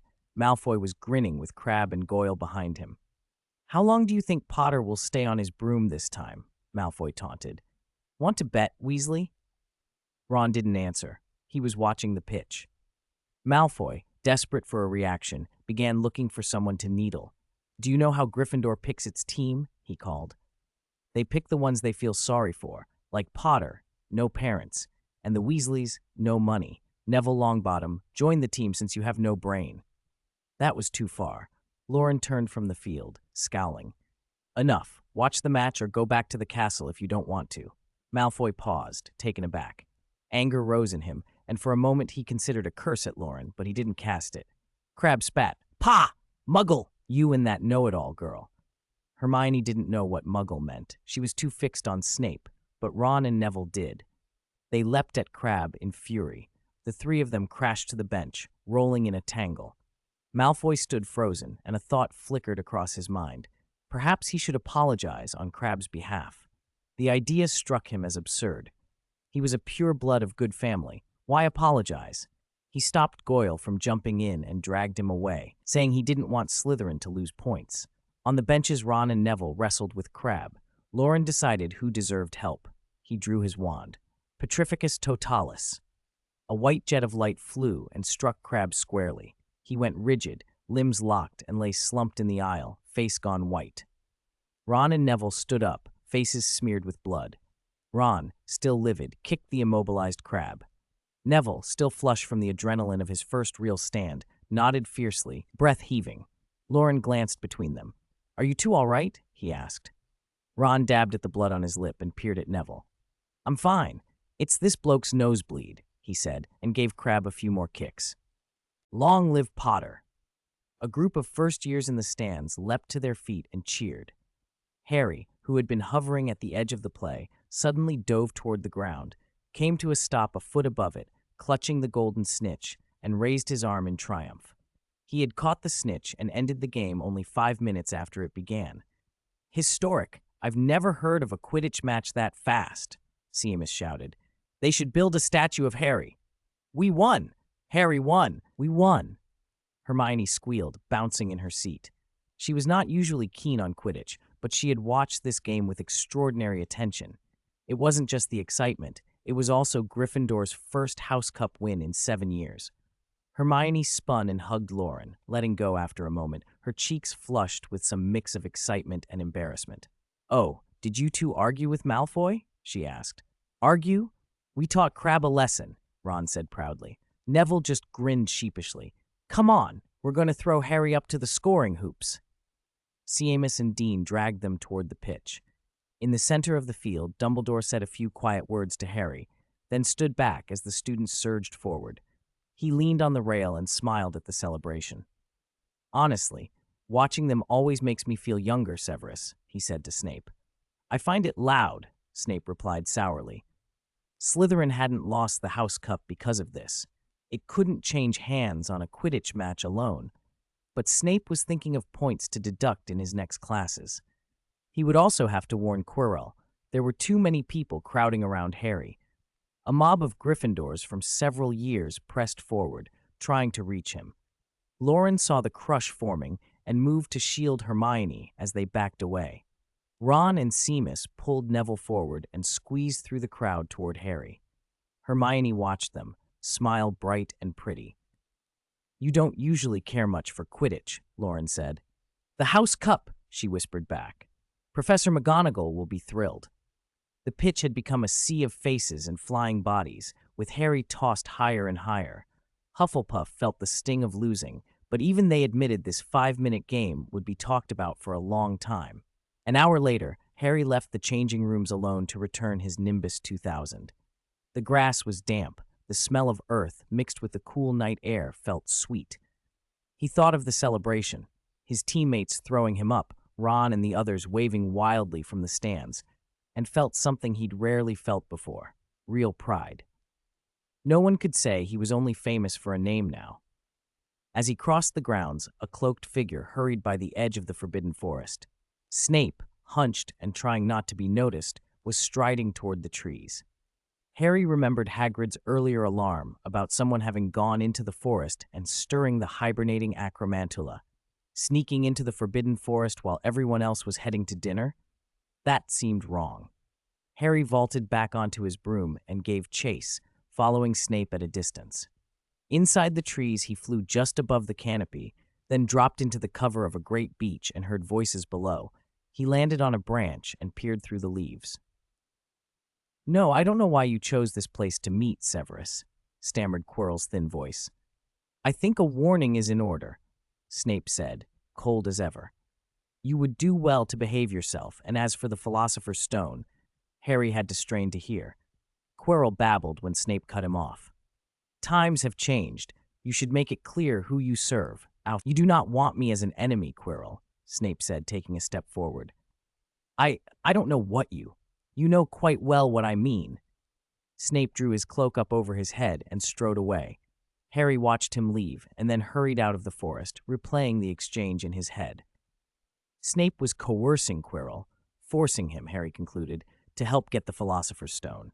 Passing the stands of the Quidditch pitch on the way back, Harry glanced down. Someone lay slumped in the lower rows, Crabbe's crony, unconscious and bound. He looked as if a binding spell had been used on him. Harry dismounted, untied Crabbe from the ropes. Crabbe staggered to his feet, furious. "This is too much!" Crabbe roared and stormed off to the castle. "Could have said thank you," Harry muttered, but he put the broom back in the shed and headed straight for the common room. He needed to tell Ron and Hermione what he'd heard. Gryffindor Tower felt strange. The torches and candles had been shifted upstairs so the downstairs was dim. In the center stood a cardboard box 3 meters tall. The Weasley twins and several older students were huddled around it. "Harry, where have you been?" Hermione called as she saw him climb in. "We won! You won! We won!" Ron slapped him on the back so hard Harry nearly choked. "We beat up Malfoy's crony. Everyone's been waiting for you. George and Fred got a 7-layer cake from the kitchens," Ron crowed. Harry clutched Ron's hand where it had hit him. He had guessed Ron had landed some good blows. Enough of that. Before he could say what had happened in the forest, the Weasley twins leapt from behind the box and hoisted him up. His protest came out as a squeak. "Our golden seeker is back!" Fred and George shouted, "Guess who's going into the cake?" "No, no, no!" Harry protested. "Throw him in! Throw him in!" Seamus and Ron led the chorus. They ripped open the cardboard, and out came a huge cream-covered cake. A handful of white frosting splattered the sofas and faces around them. "To Harry!" someone cried, as a glob of cream hit Percy square on the nose. Percy's scolding was muffled by a dollop of frosting. The room dissolved into a cream war, blindingly cheerful. Candles had been moved high away from the silliness. Someone had thought this through. Angelina lobbed a glob at Oliver Wood and howled. "To Wood!" The Quidditch team banded together and buried Wood and Harry in frosting. Even with cream over his eyes, Wood grinned. Harry ducked and dodged, laughing, and for the moment forgot about the forbidden forest. Hermione hid behind Loren, scowling with mock disdain. Her eyes glittered as she schemed to nab a chunk of cake to smear on Loren from behind. Later, in the dormitory, the 5 of them lay on their beds, exhausted and satisfied. Neville let out a small burp that smelled faintly of sweet cream. Loren rolled over and faced Ron. "Is the word muggle really that bad? Hermione and I didn't even react. You lot just rushed out." Ron's grin faded. "Terribly bad. Few words are fouler in the wizarding world. Even Professor McGonagall would back us up on that." Neville nodded heartily. "You fought without me." Seamus muttered in regret at missing the chance to rough someone up. Harry thought the day had gone perfectly. He'd won the match, his friends had clobbered a Slytherin hanger-on, and he had caught Snape acting suspiciously. He planned to discuss what to do about Quirrell and Snape with Ron and Hermione first, then decide whether to tell Loren. The next morning, Harry slipped Ron and Hermione into an empty classroom and told them what he had overheard in the forest. "Snape is trying to force Quirrell to help him get the Philosopher's Stone," he said. "You mean the stone is only safe as long as Quirrell resists Snape?" Hermione asked. "Possibly," Harry answered. "If you ask me, Quirrell seems timid. He won't hold out long," Ron said. They agreed to watch Snape and Quirrell more closely to see if either of them made a move that would reveal whether the stone was in danger. Snape grew darker and crueler by the day, pacing the corridors and giving Quirrell frightening looks. To Harry, Ron, and Hermione, it suggested Snape had not yet succeeded, so the stone was still safe. One Wednesday evening, after a dull day of stargazing, the 3 of them headed back to the common room together. "The weather's hopeless. Can't see a thing," Ron complained, rubbing his neck. They had spent ages peering through the stargazing mirror, trying to make out the faintest points of light. "Just pick a clear night to record the constellations," Loren said lazily. "Write about one of the 9 planets each time, the moon now and then, meteors or comets. One good session will give you enough for most of the term." Harry and Ron brightened instantly. "Good idea!" "No," Hermione snapped. "That would be dishonest." The report should be accurate. The professor won't look that closely, will she?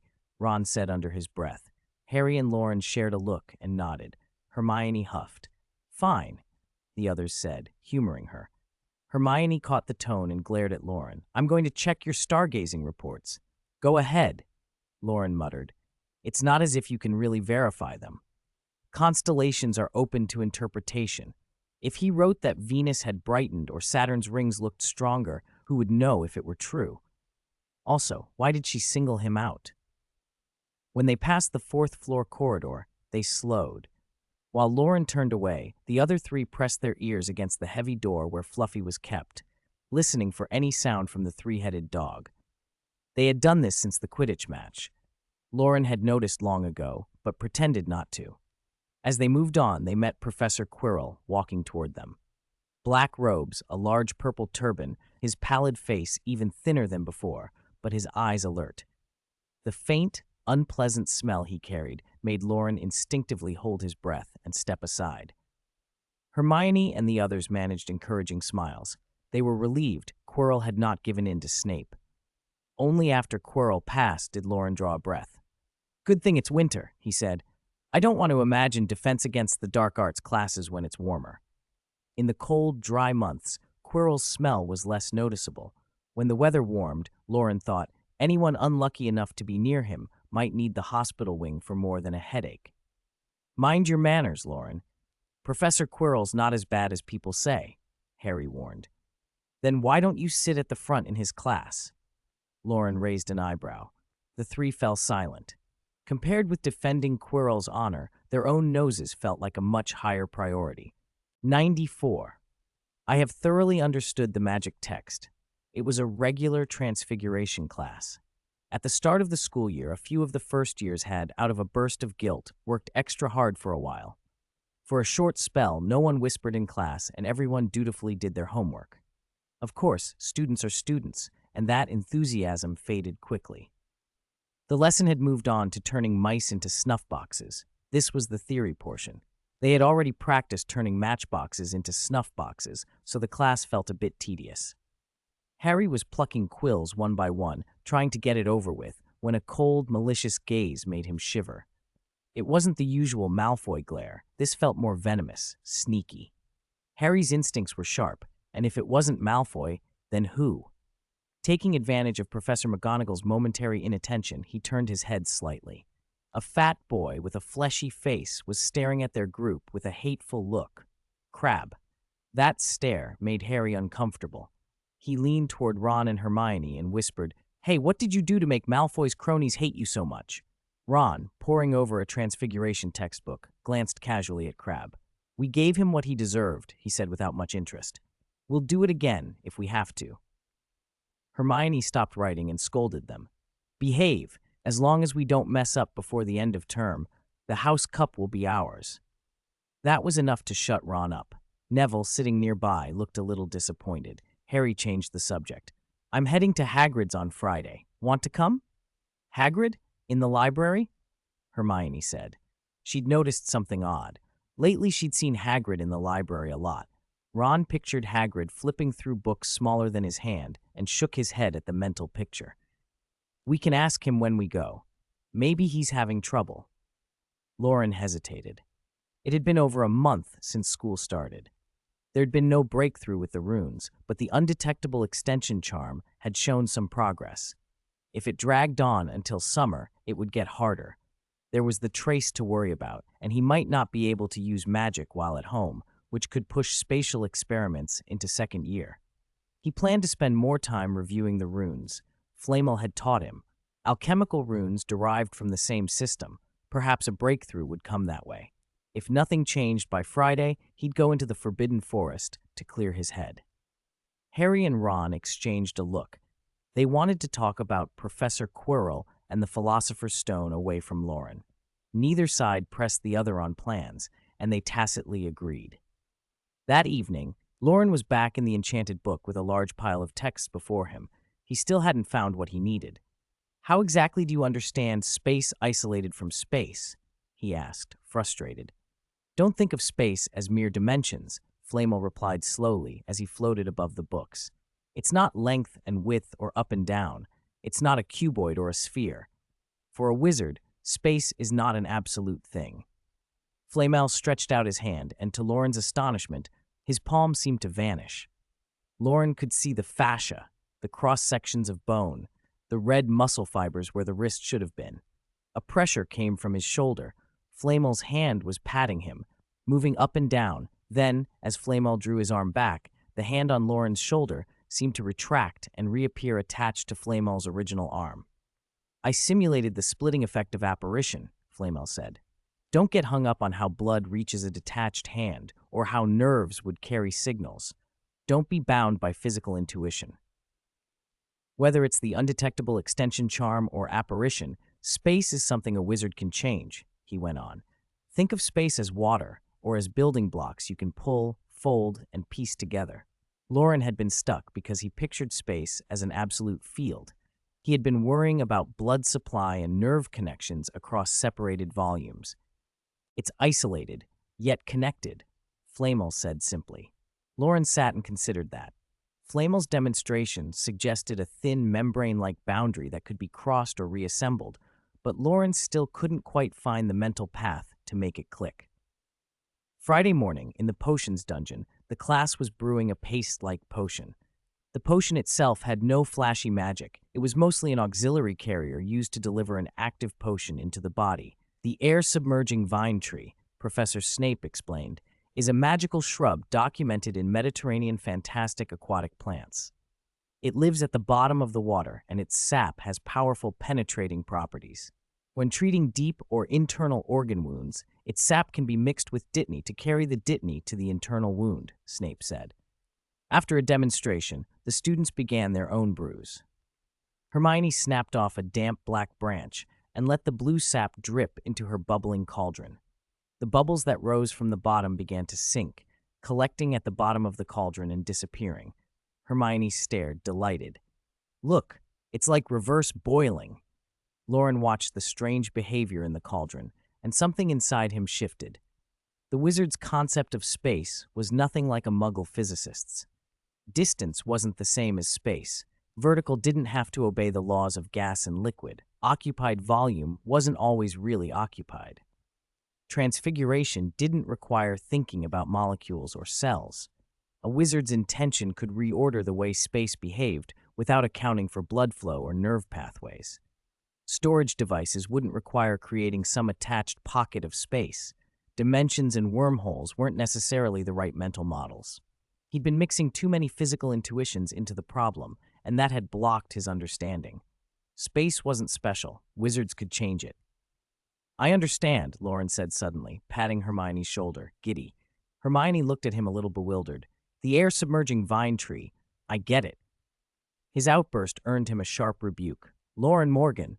Snape's voice slithered from the podium. "Making noise in class. Gryffindor. 10 points." Loren stifled his excitement and tried to calm down. He wanted to start sketching the inverse runes at once. After class, the students filtered out of the dungeon. "Say hi to Hagrid for me." "I'm not going," Loren said cheerfully and bounded away. The trio watched him go.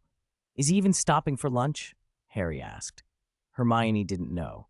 Ron was more concerned with Snape. "That old bat's been deducting points worse than ever since we won the Quidditch Cup," he grumbled. Hermione quickly did the math and reassured him. "It's fine. At this rate, Gryffindor will still lead Slytherin by the end of term." Loren munched some snacks, then dove back into the enchanted book. In Flamel's alchemy lab, a hemispherical space of red brick, red runic patterns glowed on a black cauldron. "Flamel, I think I understand," Loren called out. Flamel drifted up behind him. "I don't know why a first year would have such a complex understanding of space," he said dryly. Loren could hardly say it was because of his background in physics. Flamel waved his sleeve, and the briefcase containing unicorn tail hair floated free. After days of work, Loren began again to draw alchemical sigils. Now that he'd grasped a wizard's notion of space, the first pair of runes he drew came much more easily. As he finished the inverse rune, it began to resonate with its corresponding positive rune. The two symmetrical runes pulsed faintly at the same frequency and then settled, deeply imprinted on the inside bottom of the black leather briefcase. Loren lay back in the laboratory, grinning with satisfaction. Flamel, he said, wanting to share the achievement. It's only one pair, Flamel said lazily above the cauldron. Don't show off. Loren wasn't embarrassed. Is there anything I should watch out for when I draw the second pair? As long as you don't have strange notions about weight, you'll be all right, Flamel replied. Loren thought about that. Mass energy conservation, Newtonian mechanics, then shivered. Those concepts shouldn't interfere with rune sketching, right? There were plenty of materials here. He decided to draw the positive rune first. He tapped his wand, the unicorn hair glowed, and Loren guided the light as he traced the second pair onto the box. With his earlier experience, the work went quickly. By evening, the positive rune was nearly finished, only a stroke or two remained. But it was Friday, and Snape had given them an evening task. Outside the window, the sky had darkened and stars streaked across, a fine night for stargazing. Loren ate something simple and then went to Professor Snape's office. Snape was grading homework, as usual. When Loren entered in an upbeat mood, Snape glanced up with his pale, deadpan eyes, then went back to the papers. There are 2 crates of potatoes in the storeroom, he said without looking up. Use sectum sempra to peel them. The peel must not be thicker than a fingernail. Loren felt a chill. In cold weather, Snape's words were colder still. How inventive his assignments were. Last time healing potatoes, now peeling them.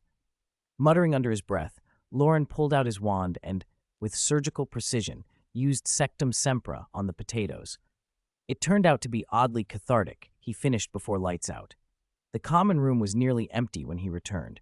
Harry, Hermione, and Ron were gathered together, talking loudly. From the entrance, he could hear them even before he stepped in. A dragon? That's illegal. At the International Confederation of Wizards in 179 Sta, the law banning the rearing of dragons was passed.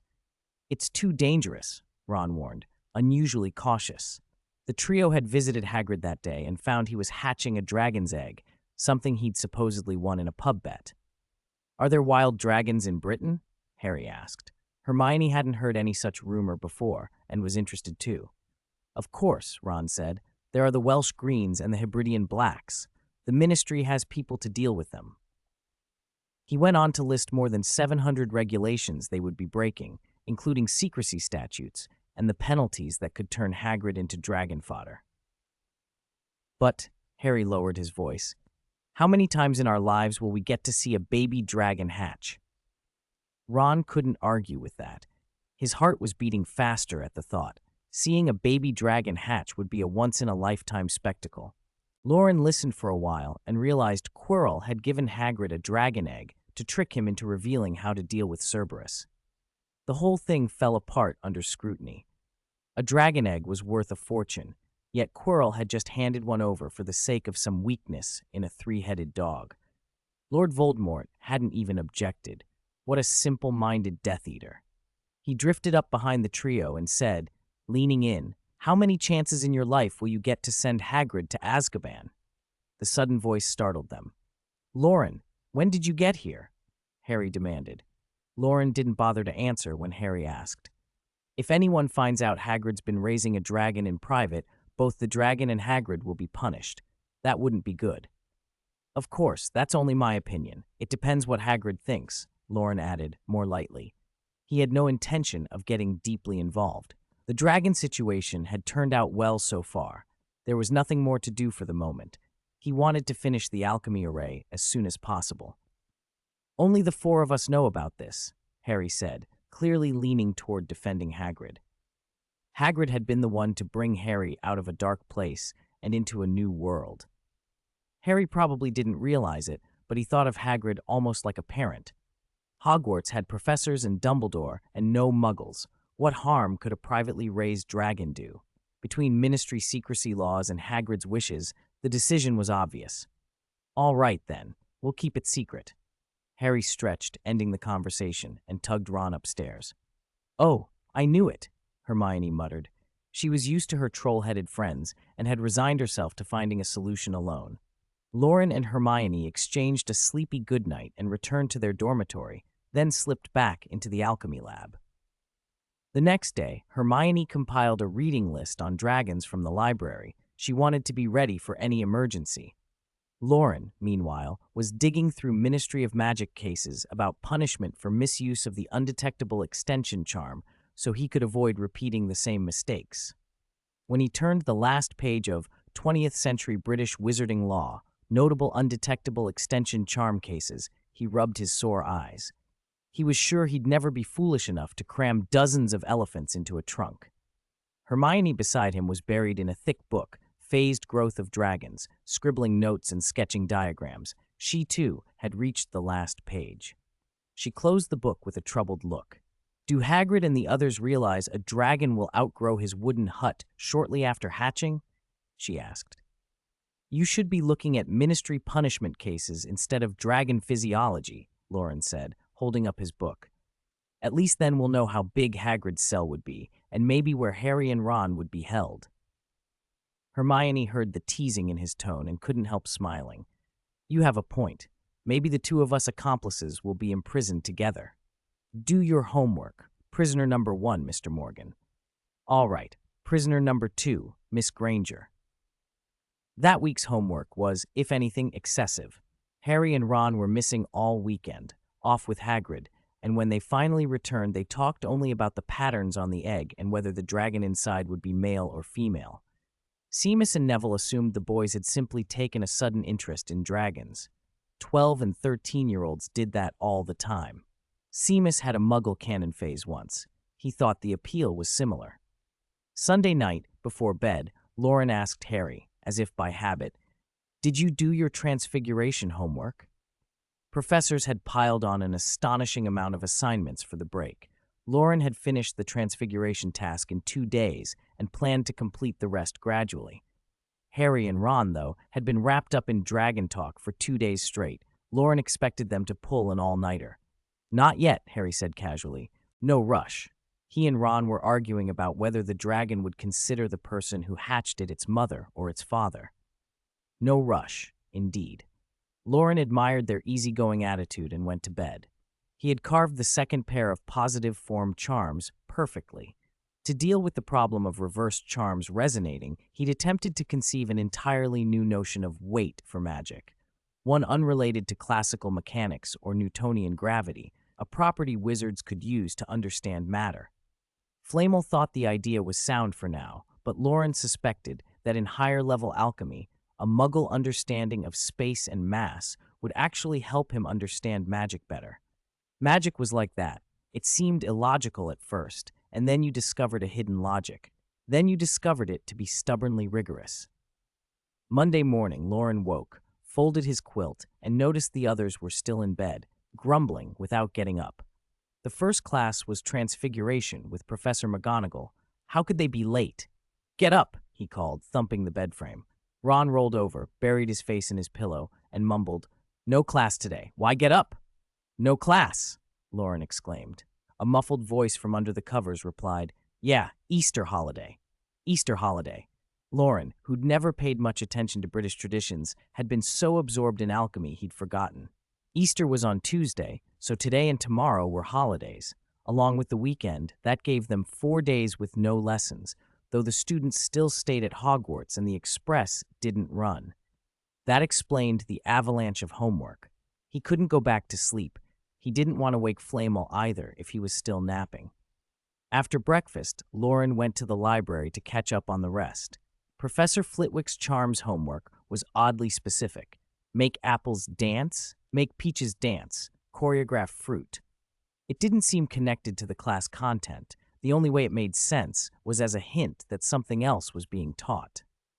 Loren finished jotting down how to make an apple dance when Hermione arrived. Hair mussed, her tie a little off. She dropped into the seat beside him and glanced at his parchment. Good morning, she said, her voice still a little lazy. Were you up all night?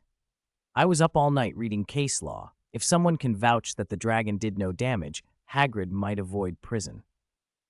Hermione had finally calmed from her panic. Let me think. Loren propped his chin on his hand, pretending to weigh things. Newt Scamander was expelled for keeping dangerous creatures. Hagrid was expelled for keeping dangerous creatures. Do you think we'd get expelled for being involved? Hermione shivered at the thought. No, we wouldn't. The dragon's not being raised at school. Sunlight poured in through the library windows and lit the shelves with a thin clarity. The two of them laughed at the idea of peaches tangoing and grapes forming a chorus line. On the morning of April 1st, Ron, still half asleep, pulled on the sweater his mother had knitted and groped for his jacket. "Do you think the professors will make April Fool's jokes in class?" he asked. "They fooled me," Harry muttered, mirroring Ron. Their Easter holiday had been spent obsessing over the dragon egg. They'd stayed up late copying homework the night before, and now looked like they'd been through a blender. Loren, already dressed and waiting, mocked them with a smile. "I think it's a joke, too. If there is a class, I'll check the greenhouse. If not, you two can sleep." Harry and Ron squinted at him with bloodshot eyes. "Thanks a lot." Seamus and Neville dragged them along to the Great Hall. A warm bowl of oatmeal and milk revived the boys enough to stand on 2 feet. Hermione sat next to Loren, angrily tearing bread into pieces with her small white teeth. "Why are you nibbling that bread like it's out to get you?" Loren asked. "It's the end of term," Hermione said, exasperated. "How did I not realize it's almost the end? I should be revising." "You're still dreaming," Loren teased. "Exams are 2.5 months away." 10 weeks, Hermione said, mouth full of bread and cheeks puffed.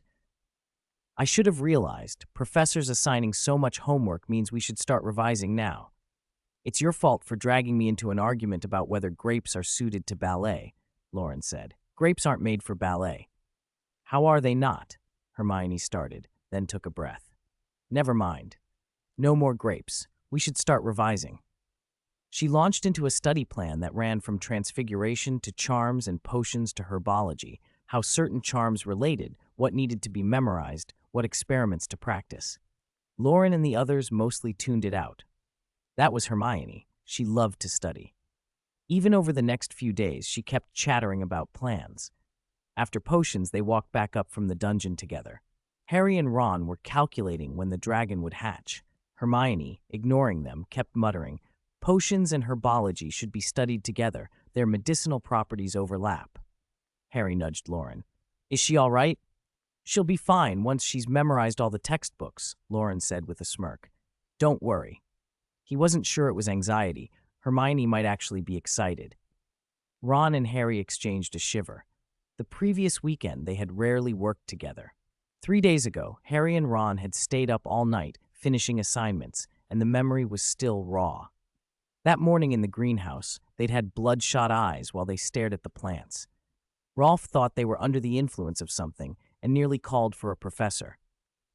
"Dittany grows on the island of Crete," Harry wrote, his final letter curling into a flourish. He stuck his quill in the inkwell with a flourish. "Finished," he announced with pride. Ron was done at the same moment. "Let's go find Hagrid and play," he said. "Agreed," they both agreed before the ink had fully dried, rolled up their parchments and shoved them into Harry's bag. Their motions were practiced and coordinated. "We're off," Harry told Loren. "You can take our homework, okay?" Hermione stopped them. "You should study with us." "Oh," they both cried, as if seized by some ferocious spell. Their volume drew Madame Pince's attention. Feeling her stern gaze, they quickly hushed. "Hermione, exams are ages away," Ron protested. 10 weeks, precisely, Hermione said, infuriatingly exact. "If we start revising now," Harry protested, "we'll forget it before the exams." Hermione blinked, trying to parse the sentence. Then Loren pulled her back down into her seat. "Let them go," he said. "They won't sleep until the dragon hatches." "Say hello to Hagrid for us," Hermione called after them. "Okay," the boys shouted, and, scolded by Madame Pince, ran out of the library. That evening, Harry told Loren excitedly the dragon would hatch next week. Ron, though, wore a strange, conflicted expression. As the hatching drew near, their moods diverged. Harry grew more excited.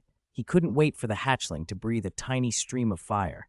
Ron grew anxious and uncertain. On Monday afternoon, Harry went straight to the Forbidden Forest after class. Ron refused to come. In the common room, Loren and Hermione compared notes. Ron sat nearby, fiddling with his chess pieces, restless. "You don't know how dangerous dragons are," he said at last.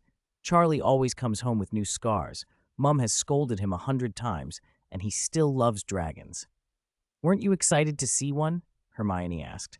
"Yes, but—" Ron trailed off, unable to say what he meant. He sighed. I don't know. I'd like to know what peaceful, quiet days are like. Chapter 96, Remarks on the Launch. Author's Note on Listing. Author's Meaningless Ramblings. Before I knew it, it was time to go live, sort of. I check my Chidian author page every day. 54 days of writing, 260,000 words. I'm a complete newcomer, and on a whim, I decided to write a Harry Potter fan fiction. At first, I just wanted to write about daily life at Hogwarts and play along with the original plot, which I seem to still be doing. My plan was to drag it out for 7 years, follow the main storyline, record the everyday details, and include a sweet romance. Later, I realized that wouldn't work. Harry's 7 years are anything but ordinary. This book didn't have an outline at the start, and it still kind of doesn't. I only had an ending in mind and began writing. To be honest, I often learned the plot only a couple of hours before you did. I originally planned to go it alone, but my editor Penglai rescued me from obscurity and signed me, Bose. It's my first time writing a book. I have no experience, and I forget things, so I can only go back and patch plot holes where I find them. So far, the part I like best is Chapter 36, the scene where Loren twirls his pen in class while Harry and Ron watch. Many other parts should have been written better, but my skill isn't there yet, so they read a bit flat. This is probably the longest first year anyone's written in Harry Potter fanfiction. Other talented authors skip the first year entirely, or finish off Quirrell in 30 chapters. 100 chapters in, and the first year still isn't over. Tsk, proudly. I want to write in detail, to show how many characters' personalities change. Ron's inferiority complex, Neville's timidity. These traits are shaped by their environment. I want to improve them. After all, isn't that the point of fanfiction? Tearing up. And Hermione, she wasn't confident and decisive from the start. In my version, she might hide in the bathroom on Halloween, crying and afraid to show herself. Even at the Yule Ball during the Triwizard Tournament, she carries some insecurity. In Western culture, nerd isn't seen positively. So my first-year Hermione often shows a less brave side around Loren, partly to chart her growth, partly to show how deeply she trusts him and doesn't need to pretend. Ron's development through Go is clumsily written. I can see it as much as anyone, but I wrote it because I wanted to show a Ron who discovers his own talent and loses his self-consciousness. Harry, as the protagonist, would be pretty overpowered even in a web novel, the chosen one, burdened with a mission, protected by his mother's ancient magic, the Elder Wand. 7 years from chi condensation to ascension. He's basically cheating. I don't want everyone else to be mere background to make Loren shine. In the troll fight, everyone gets to show their own brilliance. I also want to write more about the professors, McGonagall's muggle lover and her deceased son, Flitwick's change from a self-conscious little man into a dueling champion, Trelawney's true prophetic gift and the curse that ensures no one ever believes her predictions.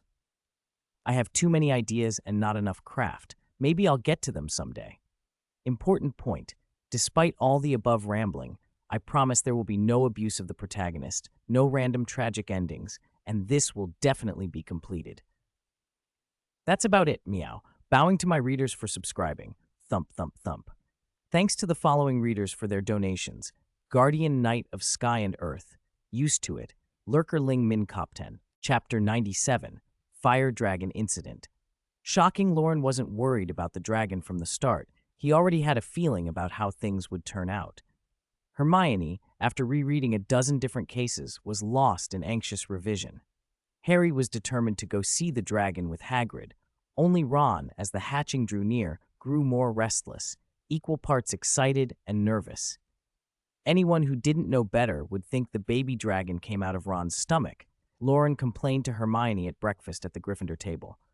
Hermione, chewing on her bread, was reciting the 12 uses of dragon blood, insisting that morning repetition made it stick. Please, Hermione, we're going to watch a baby dragon hatch. Harry pictured himself seeing the hatchling and thinking, the 12 uses of dragon blood include oven cleaner, stain remover, wart treatment. He could just imagine Hagrid shoving him back into the eggshell if the Keeper of Keys and Grounds heard him sound so clinical. I'm just revising, Hermione said, not looking up. Dragon nerves can even be used as wand cores, like the core in Hermione's wand, Loren added with a chuckle. rubbing salt in the wound. Harry and Ron turned to Hermione with awkward looks, as if she were some kind of dragon butcher.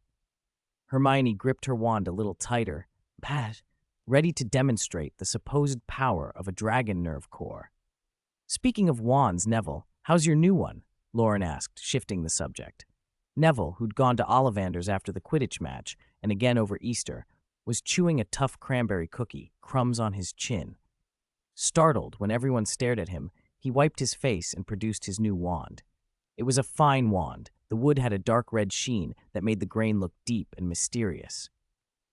"Mr. Ollivander made this especially for me," Neville said in a low voice. "Cherry wood with unicorn hair." "Cherry often gives a wand considerable destructive power," Hermione said at once, textbook ready. The other first years considered destructive power with the same wide-eyed admiration they reserved for dragons. The great hall buzzed. Hedwig, pure white, flew in through the skylight with a bundle of owls and landed in front of Harry with a small note. Hagrid had written only 4 words: "About to hatch." Those words were like a match to dry tinder under Harry and Ron. They could hardly sit still. After breakfast, the students filed toward the greenhouses for herbology. The morning was bright, the sky a clear forget-me-not blue, the air already hinting at summer. Harry and Ron walked in silence, their minds full of the dragon egg. They passed the vegetable patch and reached the greenhouse entrance. Everyone else turned inside, but Harry and Ron kept walking. Hermione nearly had a fit. No one knew how many points skipping class might cost them. She hauled the 2 back. "Are you trying to skip class?" she demanded, fists clenched, wishing she could peer inside their heads. Harry and Ron sheepishly followed into greenhouse number 1. Even inside, their eyes kept darting toward the forbidden forest, as if they could catch sight of Hagrid's hut through the trees. Professor Sprout's first words were, "A good gentle day today, sun without scorch, perfect for turning stems and roots to sunbathe." Small spades were handed out, and the first years were sent to pull weeds. Without any great zeal for the task, most of them pottered about under the sun. Harry and Ron weakly swung their spades through the beds, half-heartedly destroying more herbs than they saved. Hermione and Loren watched them with irritated expressions. If Professor Sprout saw this, she'd have planted them in the soil for a month. Hermione came over and tapped both of them on the shoulder. "Focus on class. Don't play the fools." "Let us go. Nobody will notice," Harry said suddenly, sounding a little pleading. If they slipped out during the break, no one was likely to take attendance between classes. As long as they slipped through the greenhouse and walked a little farther, they'd reach Hagrid's hut. "How often do you get to see a baby dragon hatch?" Ron protested. They surrounded Hermione, bargaining fiercely until she relented. They agreed to go with Hagrid during the morning break. When the bell rang, the trio dropped their spades and sprinted. Loren had been sunning himself near the edge of the beds and was half asleep. Harry bumped a spade into him to wake him. Ron pulled him up, and the 4 ran on, Loren grumbling about being kidnapped. Hermione, breathless, shoved Loren from behind. "Run! We must be back before class restarts." Fine hairs of sweat clung to her forehead, and her voice trembled with excitement she hadn't expected. Nearing the forbidden forest, Hagrid came out to greet them with Fang at his heels, looking more flushed than usual. "It's about to come out," he said, hustling them into his hut. On the table lay a large, dark egg, sooty from the fire, marked with black and red patterns that threaded through the shell. Loren had never seen a dragon egg. A deep red magical glow coursed over the shell, converging at a single point. When all that magic met in one spot, the dragon would hatch. "I thought you didn't like dragons, Loren," Hagrid said as he made tea, voice high with excitement. "I've been busy," Loren said, poking the egg. "I tinkered a bit with that unicorn hair you gave me." The egg felt warm under his hand. Hagrid pointed eagerly at a pattern on the shell. "The book says when this gets a 3-color pattern, it means the little fellow's about to come out." They all leaned closer. Where Hagrid pointed, a faint red sheen was threading through the black and white, growing darker by the moment. They moved their chairs in until they were nearly touching the table, watching, breath held. With a wet scraping noise, the shell cracked. The egg split open and an ugly, sooty black hatchling tumbled out. It looked like a winged lizard, a classic Western dragon in miniature, no bigger than Loren's two hands. A long, sinuous neck, membranous wings lined with tiny thorns, tough, wrinkled skin. Its nose was long, nostrils pale, horn-like bumps dotted its head, and its orange-red eyes gleamed. It sneezed with a tiny squeak, and sparks flew from its nostrils. Hagrid stared as if struck. "It's beautiful, isn't it?" he murmured. He reached out and stroked its head. The baby bit his finger, baring sharp teeth. The first years flinched. Hagrid only laughed as if pleased. "Look, it knows its mummy." "Why not Daddy?" Loren asked. Harry and Ron started offering reasons at once. Hermione slammed a hand on the table. The baby's fierceness had caught her off guard. "Hagrid, do you know how fast Norwegian ridgebacks grow? In a month, it'll be snacking on your hand." She didn't finish. Hagrid glanced toward the window and went pale. By the sill, a blond boy had turned and was running away. Harry was already at the door. The robe the boy wore was trimmed with green, Slytherin. Even from this distance, Harry would have recognized him. Malfoy had seen the hatchling. "He must have followed us," Harry muttered, furious. They made it back to the greenhouse before Professor Sprout's class resumed, but the glow of the morning was gone. Malfoy kept appearing that week with an unpleasant, triumphant smile that made Harry and Ron uneasy. Hermione said there was no reason to panic. If Norbert the hatchling didn't hurt anyone, Hagrid would be all right, but she and the boys agreed that the sooner Norbert left the school, the better. Hagrid had named the dragon Norbert. Loren, meanwhile, was more interested in his own projects. The second pair of runes in his alchemy work was progressing well. Spatial equipment wasn't far off. From the outside, the situation looked clear. If Malfoy decided to make trouble, the Board of Governors or the Ministry of Magic would descend on Hogwarts immediately. A week passed with nothing happening, which suggested that Malfoy was all bark and no bite. Loren enjoyed watching the tension play out. One ordinary evening, the trio tried again to persuade Hagrid to get Norbert out of the forest, but failed and returned to the common room dejected. "Hagrid's right," Ron said. "Norbert's still too small. We can't abandon him." "She could be expelled for endangering students if Norbert grows wild," Hermione said. "We shouldn't have left herbology."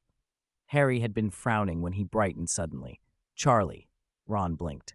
"I'm Ron, not Charlie. What are you on about?" Harry explained. Charlie Weasley worked with dragons in Romania and might be able to take Norbert.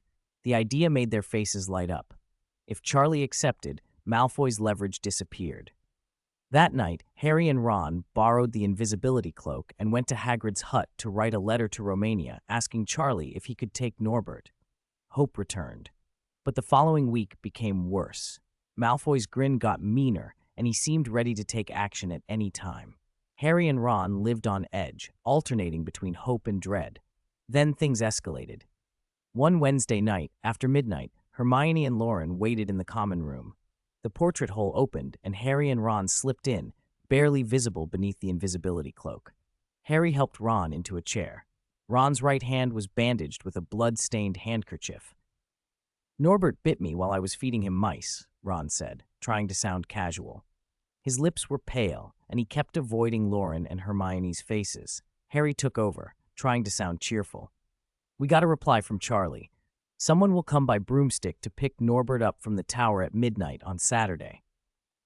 Loren moved beside Ron and carefully opened the handkerchief. Ron flinched and jerked his hand away until Loren slapped it back. A neat circle of tiny teeth marks showed on the back of Ron's hand. The edges were discolored, and the hand was swollen. "This looks bad," Loren said. When he pressed around the wound, a yellowish pus seeped out and smelled foul. Ron screamed and slumped back, sweat beading on his forehead. In a very short time, the bite had deteriorated. Norbert was newly hatched. His teeth should not yet have been repositories for bacteria and other nastiness, but the wound had blackened at the edges.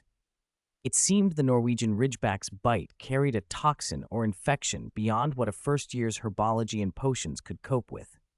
"We need Madame Pomfrey," Loren said. "No," Ron said, white as paper. "Madame Pomfrey will find out it was a dragon bite.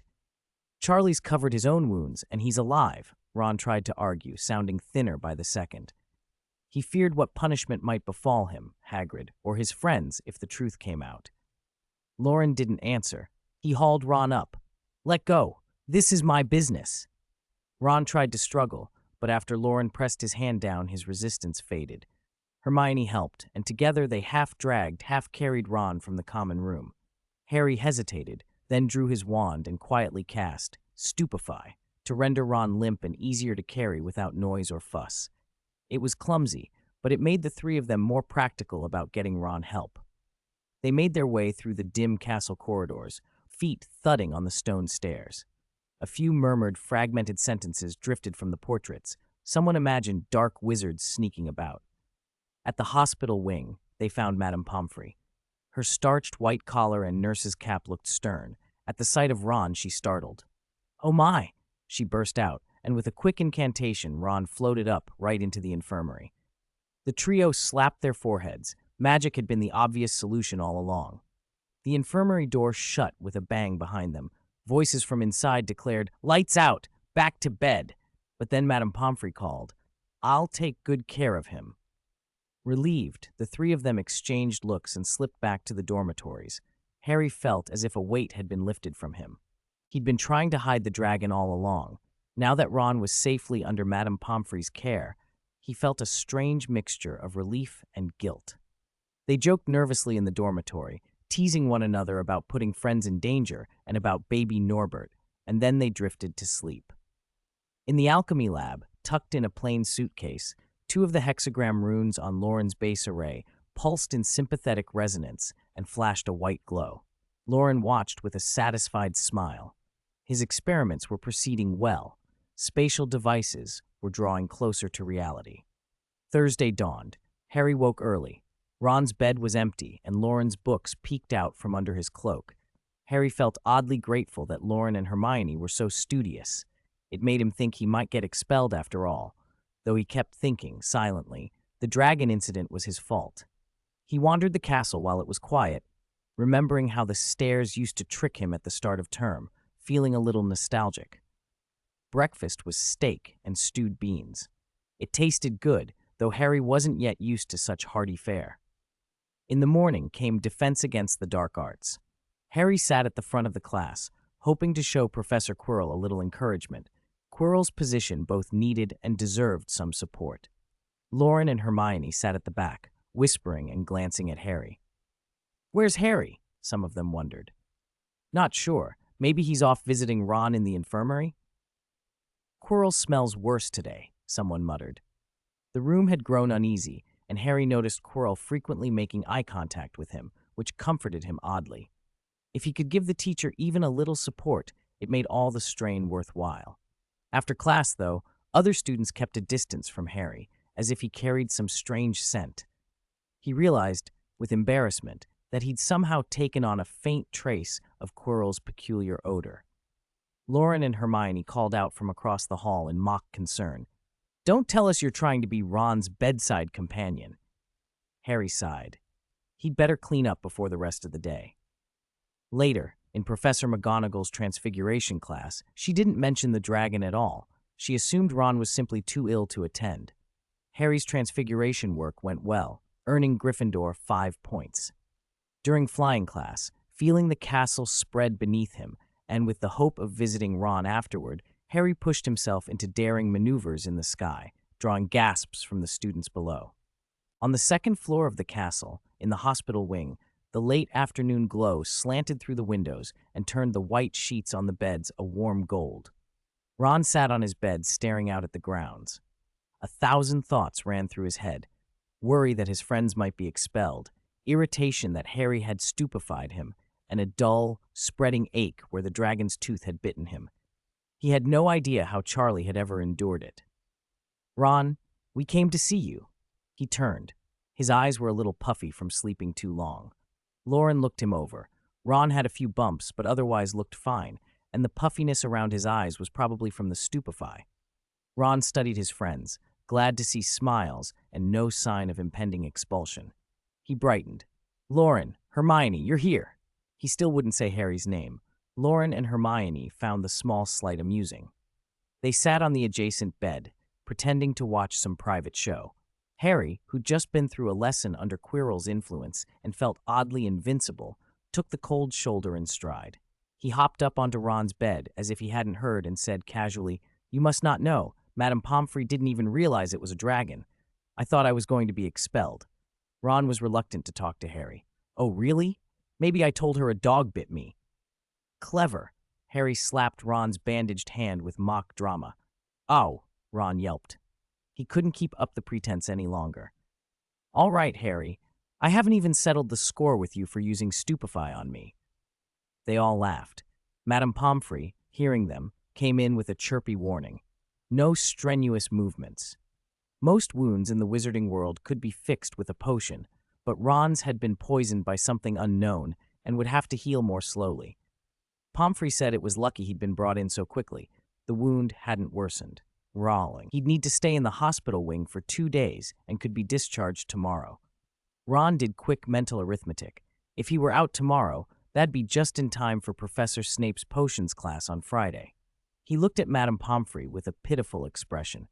"Respected Madame Pomfrey, my hand aches, and my whole body aches. Could I stay 1 more day to recuperate?" Madame Pomfrey glanced at the 3 culpable companions. Loren, Hermione, and Harry sat up straight, acting innocent. She finally relented. "I'll give you 5 more minutes. After 5 minutes, the patient must rest." She left. "Yay!" Ron cheered. No need to go to that old bat's potions class. Normally, Hermione would have scolded him. Exams were coming, and he should be studying. Not this time. She and Loren gave him insincere congratulatory smiles. "Dragons are dangerous," they said with mock solemnity. Norbert, the little dragon, was currently eating mice, and blissfully unaware, had become the scapegoat for the mess. 2 days passed in a flash. On Friday morning after potions, Loren and the others entered the Great Hall to find Ron already chomping on a roasted chicken leg, cheeks stuffed. His hand bandage was gone, the wound still streaked with a purple salve. "Ronnie, I heard you were bitten by a dog," joked one of the twins. "We were going to visit you," another added, taking Ron's hand to inspect it. "It looks fine now. You did that just to skip class, didn't you?" Ron babbled an awkward cover-up. The twins exchanged a look. They'd both seen Charlie's dragon wounds and were wary. They leaned in to whisper into his ear. "You should avoid the Forbidden Forest during your first year. We're not sure when Mum's howler will arrive." They winked and pulled away. Ron breathed easier and turned to chat with the others. Loren ate his steak deliberately, thinking about what the twins had said. The Weasleys' reputation for late-night mischief was well known. They'd never gotten caught, and their point deductions were usually for pranks. Harry and Ron often slipped out of the common room late under the invisibility cloak. Perhaps the twins had tracked them with the Marauder's map. Loren found the map's name-based magic fascinating. The Marauders had managed quite advanced transfiguration and animagus work in their day. Britain had only 7 registered animagi, and 3 of them had succeeded, impressively efficient for a school. The map's depth and the old magic at Hogwarts made Loren itch to dig deeper into alchemy and biological transformation. He wiped gravy from his lips and made a mental note to return to those thoughts.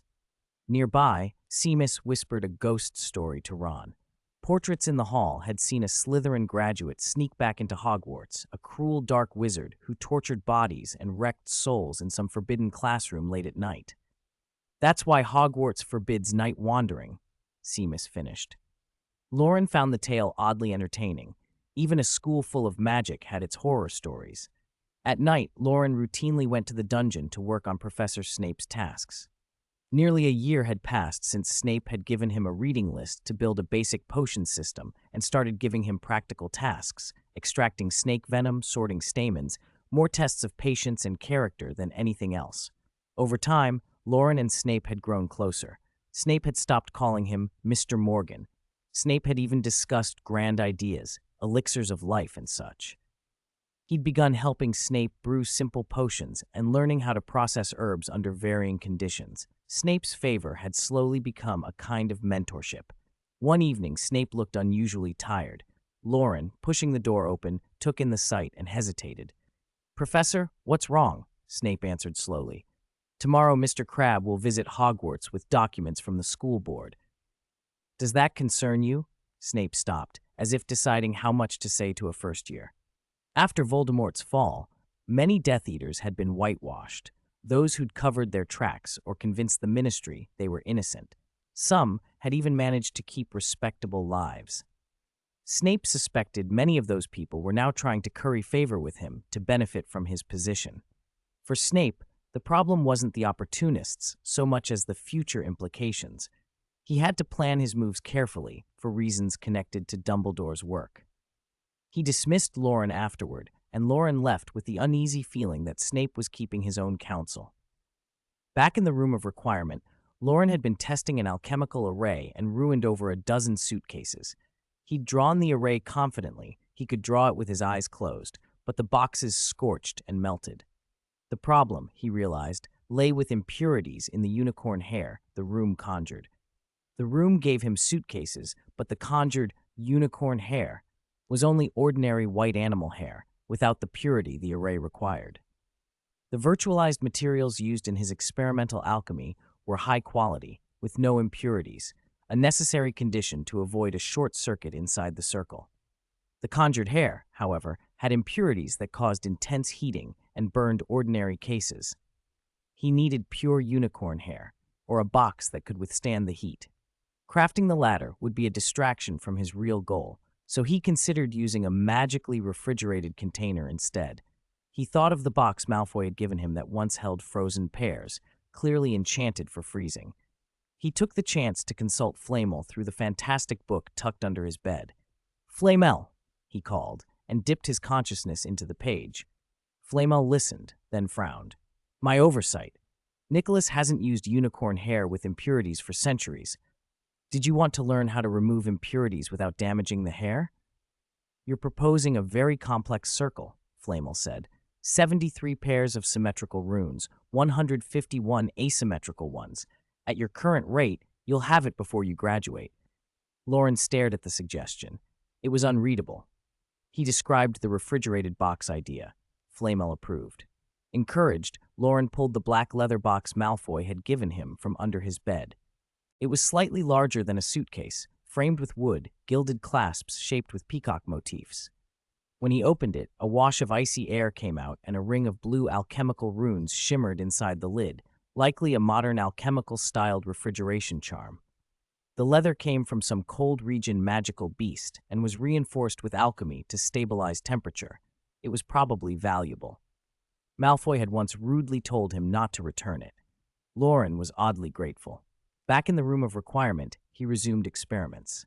Saturday at last arrived. The sky was heavy and gray, wind whipping. The clouds promised no moonlight that night. Harry and Ron took the weather as a good omen. During the day, they pretended to study in the library. Hermione actually did study. Harry and Ron were fidgety. Harry tried reciting facts about dragons.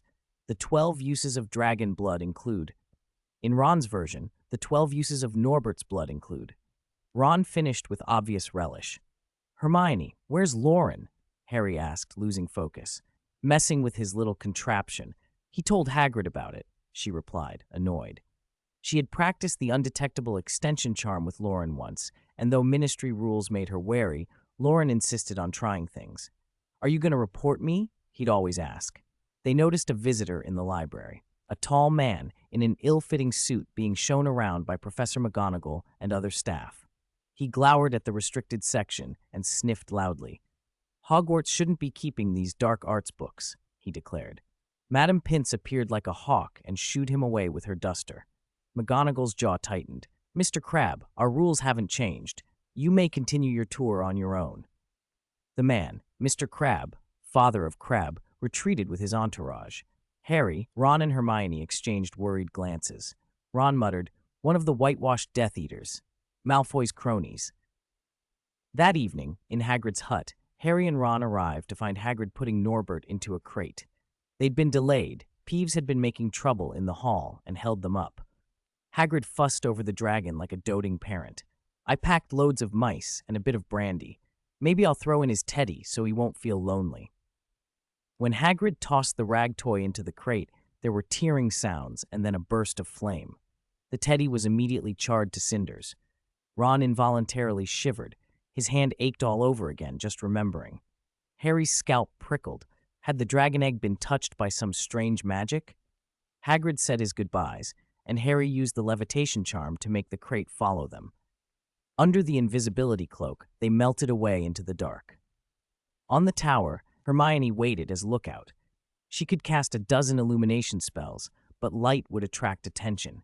She clutched her robes, trying to study, but finding her thoughts drifting to scolding Loren for being unreliable.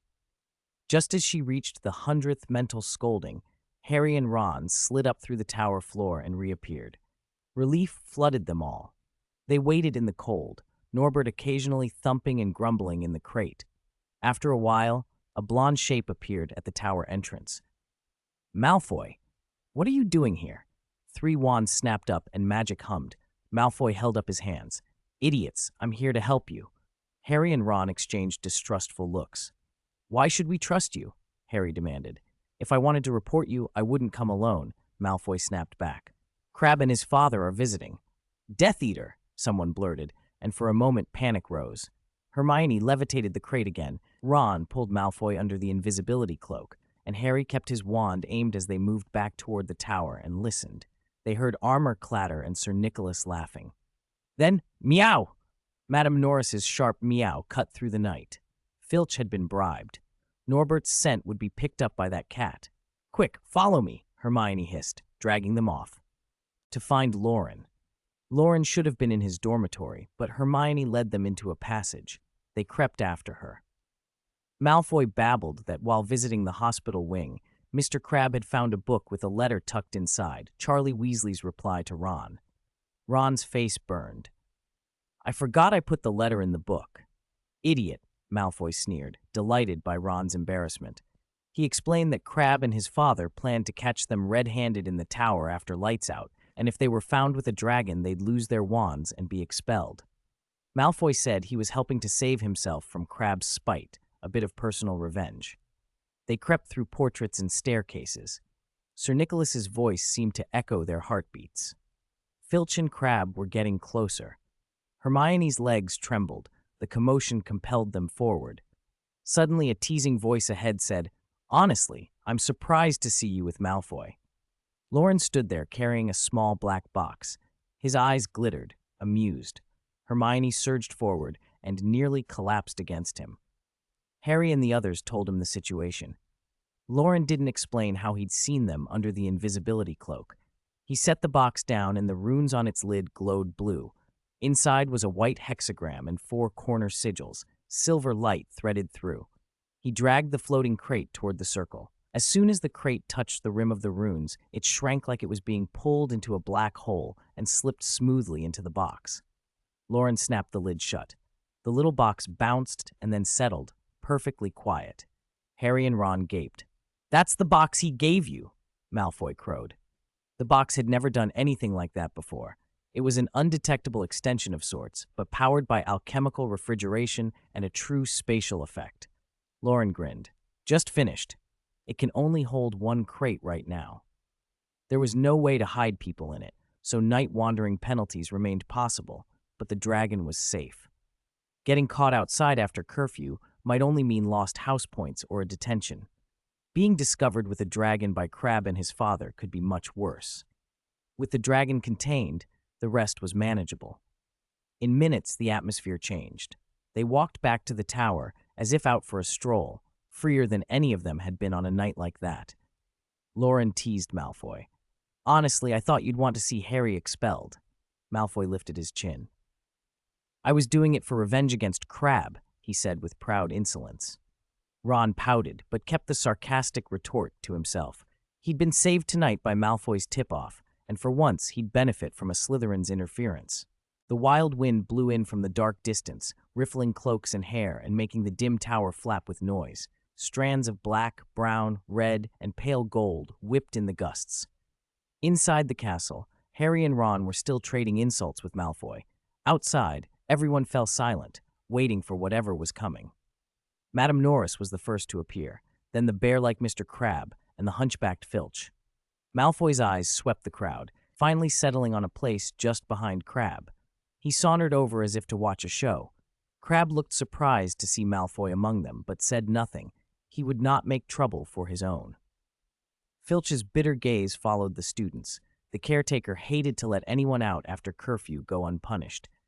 Keeping a dragon out after curfew, I wouldn't be surprised if you're practicing dark arts, Mr. Crabbe growled, fixing his gaze on Harry.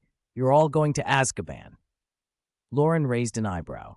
Only professors can punish students. The bear-like man's mouth stretched into a hideous grin. The loose flesh on his face wobbled. Maybe, but I'll get to you first, and before the professors arrive, you'll learn what pleasant torture is. He started forward. Hermione, Harry, and Ron pointed their wands at him. Would a former Death Eater really try to harm students inside Hogwarts? Loren didn't raise his wand. He was oddly calm, even expectant.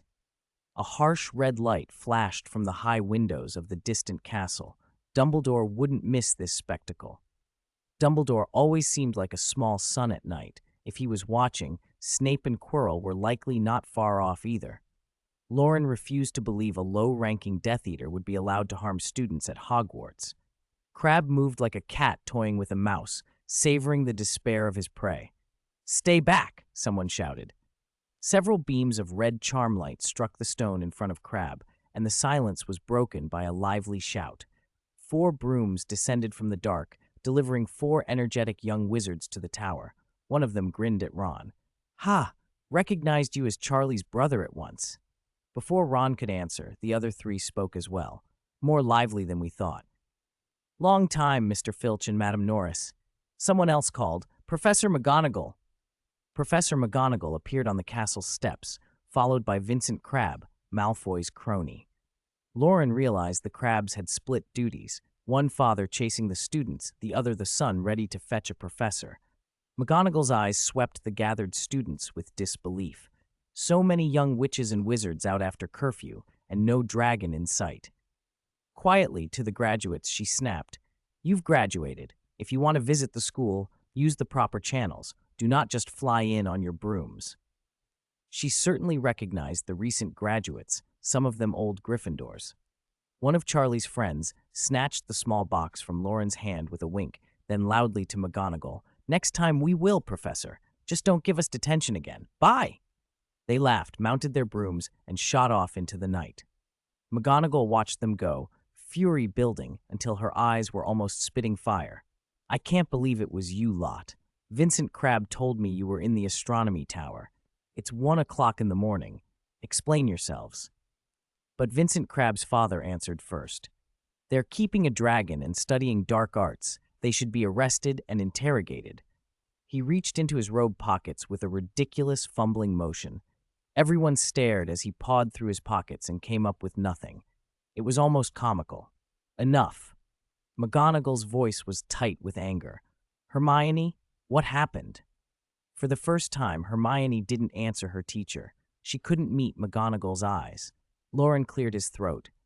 "We heard there might be dark wizards skulking around the school, so we came to investigate. Mr. Crabbe chased us here. We thought he was the dark wizard and had Filch under his control. Luckily, some seniors turned up and helped us hold the line until you came." Harry, Ron, and even Malfoy looked at Loren with admiration. How had he thought up such a tidy lie so quickly? Hermione kept her head down like a statue. The Crabbes were frozen. Their only supposed proof had vanished. "The box! Where's that box?" Mr. Crabbe cried, clutching at the air as if it were a life raft. "That box was in the astronomy tower," Loren said smoothly. "Probably the seniors' luggage. They'd left it behind when they went off to tour the castle. Nothing to do with us." He added, with a smile, "You don't seriously think such a small box could hold a dragon, do you?" If there'd been a spell combining legilimency and sonorous, the thoughts of the nearby students would have burst into a unified cheer. Even Malfoy looked puzzled. How could someone lie so well and so calmly? Professor McGonagall felt unease prick at the edge of her mind, but she found no evidence to contradict Loren's story. Mr. Crabbe as a bullying ex-Death Eater? Plausible. "After breakfast, all 6 of you will come to my office," McGonagall said at last. "Now go to bed." Loren grabbed Hermione's sleeve and, dodging the bear-like man, scurried up the stairs. The others followed. Malfoy and Vincent Crabbe trailed behind. As the last of the students left, McGonagall turned on Mr. Crabbe, her tone flat. "I will tell Dumbledore about this. From now on, the Board of Governors will not interfere with the school's management. Visits must be applied for in advance. This must be discussed at a meeting, Mr. Crabbe spluttered. He had indeed received a letter from his son, smelled an opportunity to punish the boy who humiliated the dark cause, and rushed to Hogwarts hotfoot.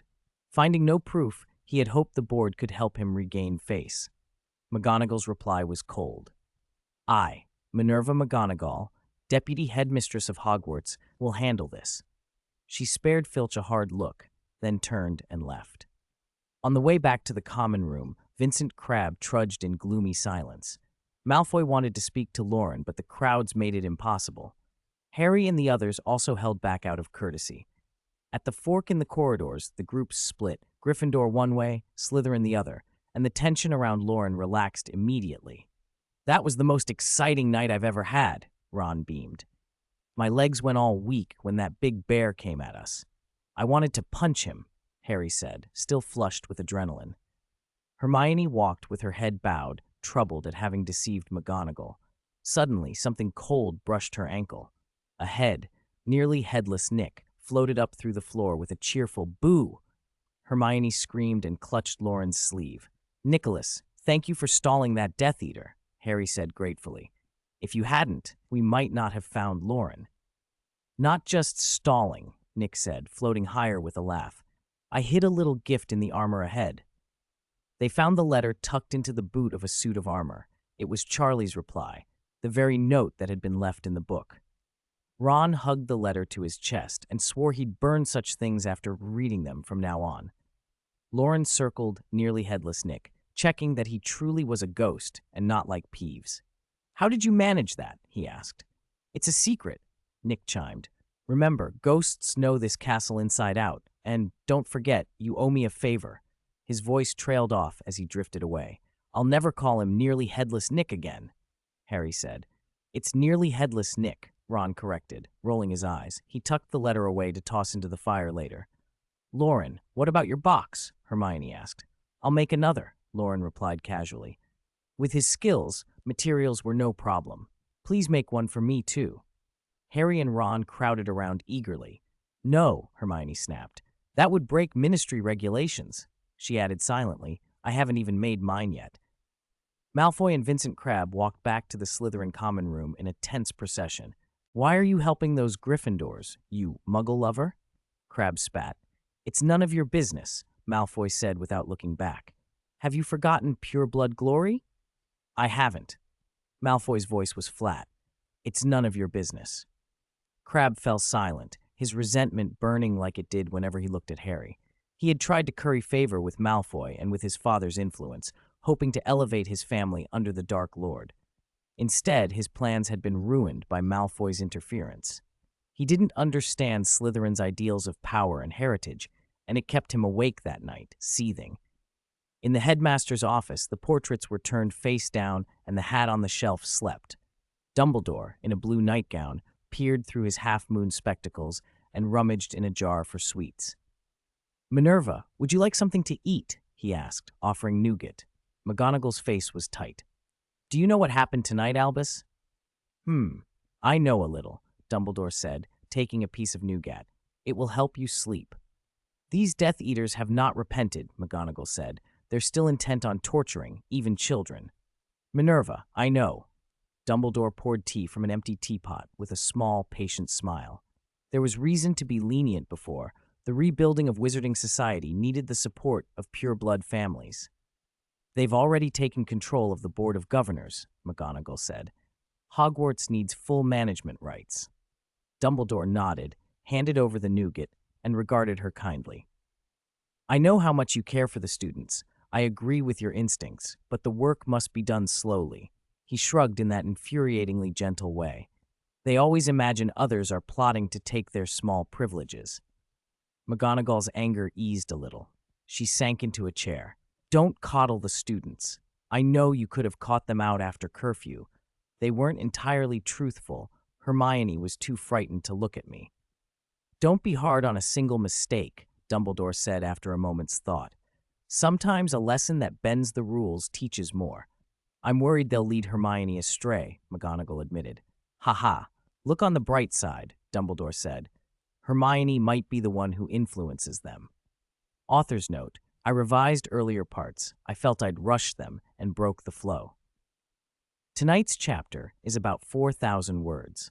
I'll post another 4,000 word installment tomorrow morning at 8 a.m. 100. Have a good breakfast.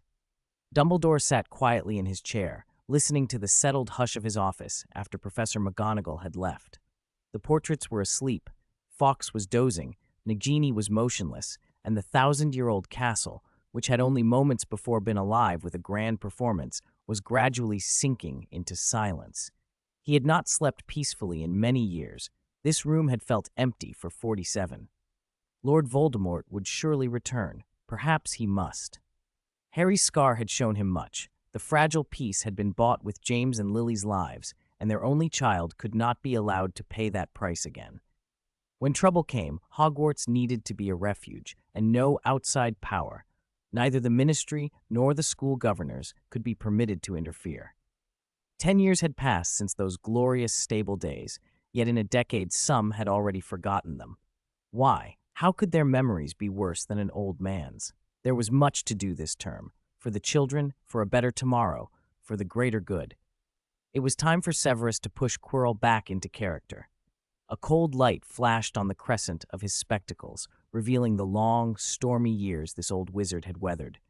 Bidding Hermione farewell, Loren, Harry, and Ron tiptoed into the dormitory. Neville's steady snoring filled the room as always, and their anxieties eased in the regular rhythm of it. Loren didn't bury himself in his fantastical book. Instead, his mind turned over ideas for his next magical suitcase, cooling charms, special materials, until the snores carried him into sleep. They woke a little late the next morning. The sky outside was overcast, as if heavy rain were brewing but refusing to fall. The air held a cool, damp edge. On a weekend, young wizards had their own plans, finishing homework, meeting somebody, or trying to lob dung bombs into Professor Quirrell's scarf. When Loren and the others reached the Great Hall for breakfast, only a few students lingered at the tables and not much food remained.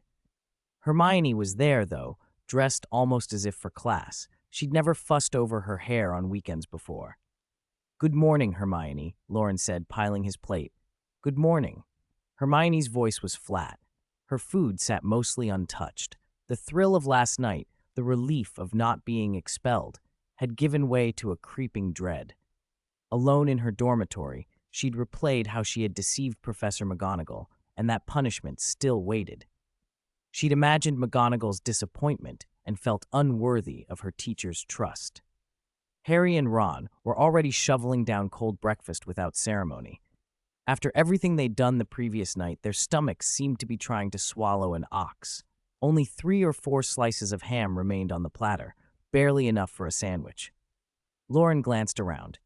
"Do you want some ham?" he offered, sliding the plate toward Hermione. Hermione felt a sudden warmth at the gesture, but shook her head. She had no appetite. "Great, I don't have enough to eat," Loren exclaimed, and before she could stop him, he took the ham and piled it onto his bread. "You." Hermione was annoyed. For a moment she'd imagined he was being kind. "Do you want croissants?" Loren asked, holding 2 up. It was the same trick. If she said no, he'd take them. She didn't really want to eat, but she didn't like being manipulated. "Yes," she snapped.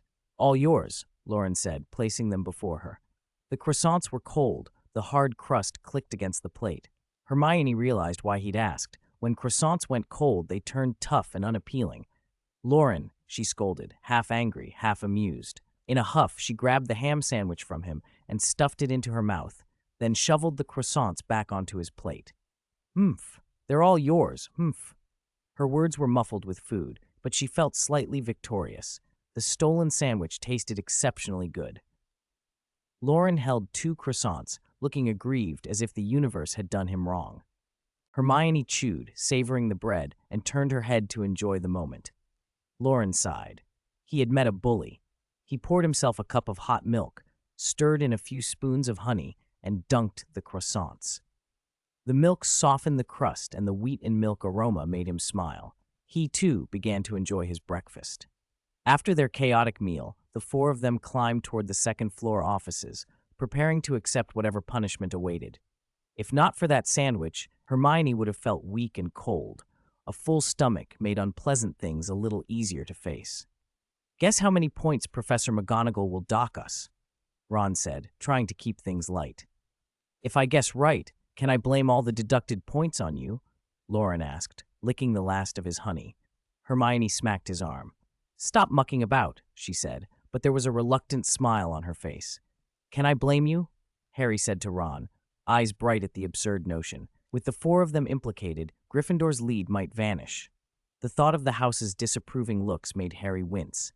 20 points each, Harry guessed immediately. It had happened before. 30 each, Hermione said quietly. She didn't mind if Ron took a little of the blame. It would let her avoid some of the scrutiny. All eyes turned to Loren. He smiled faintly. No more than 100, he said. Go to hell!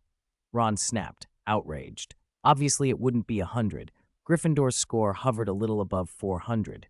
No one expected McGonagall to wipe them out. Shaking off the uneasy seriousness, they laughed, chased each other up the stairs, and headed for Professor McGonagall's office. As the title says, you must eat breakfast well,